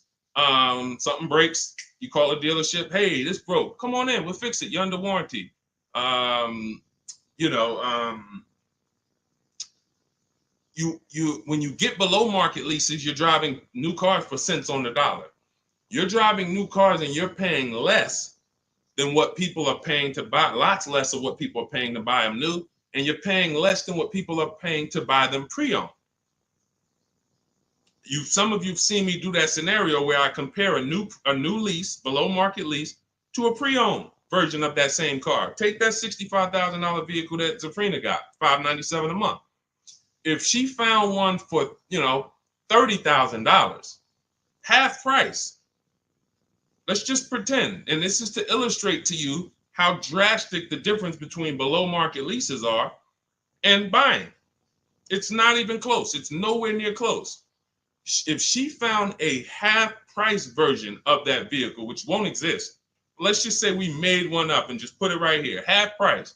So that's $32,000 plus tax. She's around $35,000. Some of you know every $5,000 on a car payment is about how much per month. I mean, when you look at a car, every $5,000 on a loan is about how much per month. I told y'all, stay by the keyboard. We got to be quick here. This is active learning. You don't want to be distracted. You want to be locked in, active learning. Every $5,000 on a loan is about how much per month. Shout out to y'all running the likes up on TikTok too. Every time you double tap the screen, y'all just, yes, thank you, Cam New. See, I love the people that are locked in. I see you, Brenda, $100 a month. Yeah. Now, so we got $100 for every 5,000. So that means when you look at a $10,000 car, first thing in your mind should be that's $200 a month, 5-year loan. When you look at a $20,000 car, first thing in your mind, that's $400 a month, 5-year loan. When you look at a used car version, let's say she gets it for half off, $32,000 plus tax, she's around $35,000. What's that payment? $700 a month, 5-year loan. So when I tell you that when we're driving below market leases, we're paying less than what people are paying for pre-owned versions. I just took really on a $65,000 car, a decent pre-owned version will probably be 30% off, maybe 40% off. Then you're going higher. If you don't know how to get good deals, you're going to take one with high mileage. It's going to be old. So it's more realistic to find a $65,000 car, 3 or 4 years old for, let's say 35, let's say 40, really closer to 40 if it's 65 new. So now you're talking about $800 a month. So a person like Zafrina, she's driving, she knows how to get below market leases. She's driving a brand new $65,000 fully warranted version, not tying up her money in that vehicle. She's paying $597 a month, which is hundreds a month less than what a used car person is paying, and like $500-$600 it's less than what a new car person is paying. So it's no comparison. So when I tell you the only people who should be purchasing, you're like, Deshone, why do people purchase then? If getting great lease deals is so cheap, why do people purchase? Well, one, everyone doesn't know how to get below market leases. So they'll look at commercials and they'll think, oh, well, this says I got to give them $5,000 down plus tax and all that. That's not deals. That's above market value or market value. We don't pay those prices. And second is, people who buy long-term don't care about those short-term benefits. I want to ask a question. Who on here has a vehicle in their driveway right now that you've had for at least 8 years? I want you to type how many years you've had it. Let me know how many. I see you, Sharon. Congratulations. Use it and win. Let everyone who has a car outside in your driveway that you've had more than 8 years, I want you to type how many years old it is. 8, 10, 15. Okay, Harold, he has one for 9 years outside. Sugar Lump, 19 years. Mr. Living Right, 8 years. Perfect. Dwayne Perkins, I see you, 22 years. Look, Julia Murray, 16 years. Look, Brenda, 8 years. Now watch this. Ralph, I see you, 10 years. 8 years or more is when we buy. These people won. So you heard me just spend the last 10 minutes, 15 minutes talking about pros and cons of leasing, benefits of leasing. But these people are the real financial winners in the long run, because the longer you keep a car, the less it costs you. I'm not a fan of people leasing who have the discipline to keep a car for 10, 15 years, 12 years. I would never tell people lease who's doing that. I'm trying to get the people who say, it's no way I'm keeping a car near that long. I've never done it. I don't enjoy it. I'm not going to do it. You are the people who should not be buying. Because the great thing about having a car 8 years is you'll see something. This is the depreciation cycle. This is how owners lose money on their leases, on their cars. When you purchase your car, one day when you buy it, it's worth this. 5 years down the line, it's worth this. 10 years down, 10 years, but here's the thing. After about 8 years, 7, 8 years, now the depreciation starts to level out. You're not losing that much money in depreciation anymore. Your car today, all of you who just typed, whatever your car is worth today, most likely it's going to be worth that next year too. If your car is worth $5,000 today, a year from now, it's going to be worth about $5,000. You beat depreciation. That's when it makes sense to purchase, when you have those values. These people, look, we call these cars keepers. When a transmission goes out on the car, you know what people who are not programmed, you're not a keeper, you know what you do? Transmission's out. You gotta go get a new car. When the transmission goes out for some of these guys, what are they doing? They go get another transmission and put it in the car. That's what you do. That's what you do. So there's two sides to be on. You're a long-term side. That means, like my dad, he bought a truck 2013. 6 years later, the engine went out. He got a used motor, put it in there. He's still driving it. He's about to sell it for a couple $1,000s now. He's had that car for over 10 years. But he's had no car payment on it for probably 7 years. That's all money that stays in his household. Somebody asked the other day, hey, my car needs $3,500 in work. Should I go get a new car? I said, well, first of all, make sure you get a price from a second opinion from a local mechanic. You always get, for work, you always get 2 opinions. But if it costs you $3,500, will that car ride smooth for the next 3 years, 2 years, 3 years?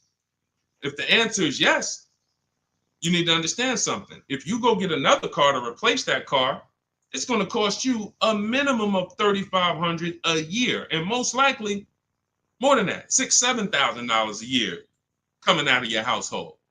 So do you want $3,500 one time and now I got no car payment, I keep my bills low? Or do you want to go get a new car payment that's $400 a month? Now what is that? $400 a month times 12, that's $4,800 a year for the next 5 years or whatever. The cost of replacement, guys, is always more than the cost of keeping that vehicle running.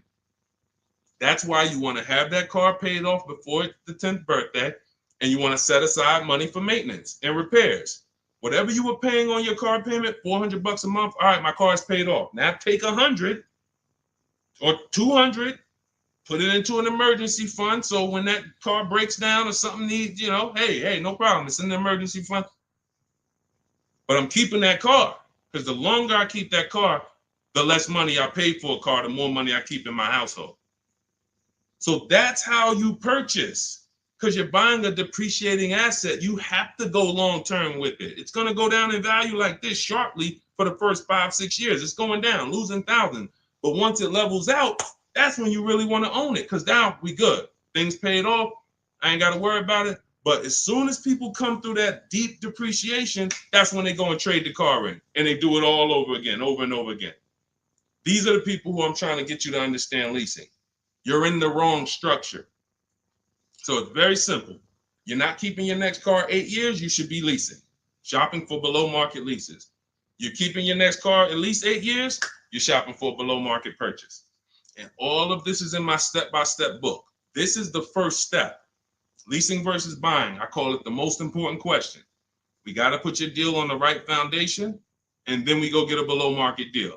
So for everything I'm teaching right now is out of my new digital book. You can grab your copy for 75% off. It's normally $97. If you want the entire blueprint, and you guys see the comments, you see the comments people making, man, get the book. Get the book. You see it. So you can go to, thank God we have approaching 10,000 people who have the book. Thank God. We are getting this in a lot of people's hands. People love the welcome offer. And the same people who are using it would look back and say, Deshone, I would have paid the $97 knowing what I know now and what I'm seeing in this book. But to get it at 75% off, $25, even more value. But it's only for 30 minutes. In my TikTok bio, in my Instagram bio, click that link that says 75% off. In my YouTube comments or Facebook comments, we have a comment pinned for you for your 75% off. But once that timer hits zero, guys, it does go back up to $97, which is the normal price. And it's worth every dime at $97. Okay, so get your copy. Make sure you screenshot the thank you page as soon as you purchase, and make sure you take a record of our support team's email, because sometimes you go and you type it in, you're like, I'm finally going to be able to enjoy car shopping. Man, I'm about to make the best car deal of my life. And you're so excited, you type your email in correctly, and now it's wrong. And so we can't email you the book. Now, once you get the book, you're going to see, as soon as you pay for it, I say, open your book below. So there's a link right there on that page to actually open the book, and you can save it to your actual, you can save it to your phone. But I email you a copy too. And sometimes if your email's wrong, you're not going to get that email. So make sure you screenshot that page. It has my support team's email, or look at it right here. Look at it on the screen. Get the support team just in case. But that's not for questions. Do not email me any car buying questions to that. That's only for making sure your book gets to you. Okay? So I want you empowered. I want you making the best deals you've ever made. I'm just going to show a bunch of more people before we rock out. I didn't get a chance to get to everybody's deals that has sent me a deal in the last couple of days. I didn't get a chance. Ansley got his second vehicle. He said 2 down, 1 more to go for the year. He got this BMW truck. We showed Melissa. We didn't show American Senior Benefits. You guys can read this if you're on Instagram, on YouTube. You can pause that. But we'll go more detail on the second stream. Keep sending me your deals, because I told y'all I was going to bring them onto the show. And after you make your deals, email me. I want you guys proud of the deals you're making. I want you excited, not just about the car. Everybody gets excited about posting their cars. Everybody. You'll see that all through any social media platform. People get a new car, they want to take pictures of it, but they'll never show you the numbers. And you may have been this way, because secretly they're ashamed. The last thing they want is somebody who understands the numbers to look at that deal and be like, hey, did you see this? What's the $4,000 here? Did you see? How many offers did you get on this vehicle before you paid this price? Oh, no, I just thought they don't want that. I don't want you living like that. If you've done that before, I don't want you like that. I want you like all of these other people you're seeing posting your car deals, like Melissa, like American Soldiers Benefits, like Ansley, this is his other car, like Rosalie, like Jen. Hold on. We do this all day long. Like Teddy, like Jared, like Zafrina, like Pierre. Numbers. That's what I want. And that's the confidence you will have after you get your book. So get it. If you do it your way, do it your way. God bless you. My way is no talking, right from home. That's why we call it Cars from Home. So I'm going to check out. God bless y'all. I'll see y'all on the next stream. Share this with a friend. Before you jump off, share this with one friend that you're like, hey, I got somebody that my best friend, they need to see this, because we have to help people protect their money. If we don't get this message out, our friends are right now in dealerships right now overpaying. Okay, so God bless you all. I will see y'all on the next stream.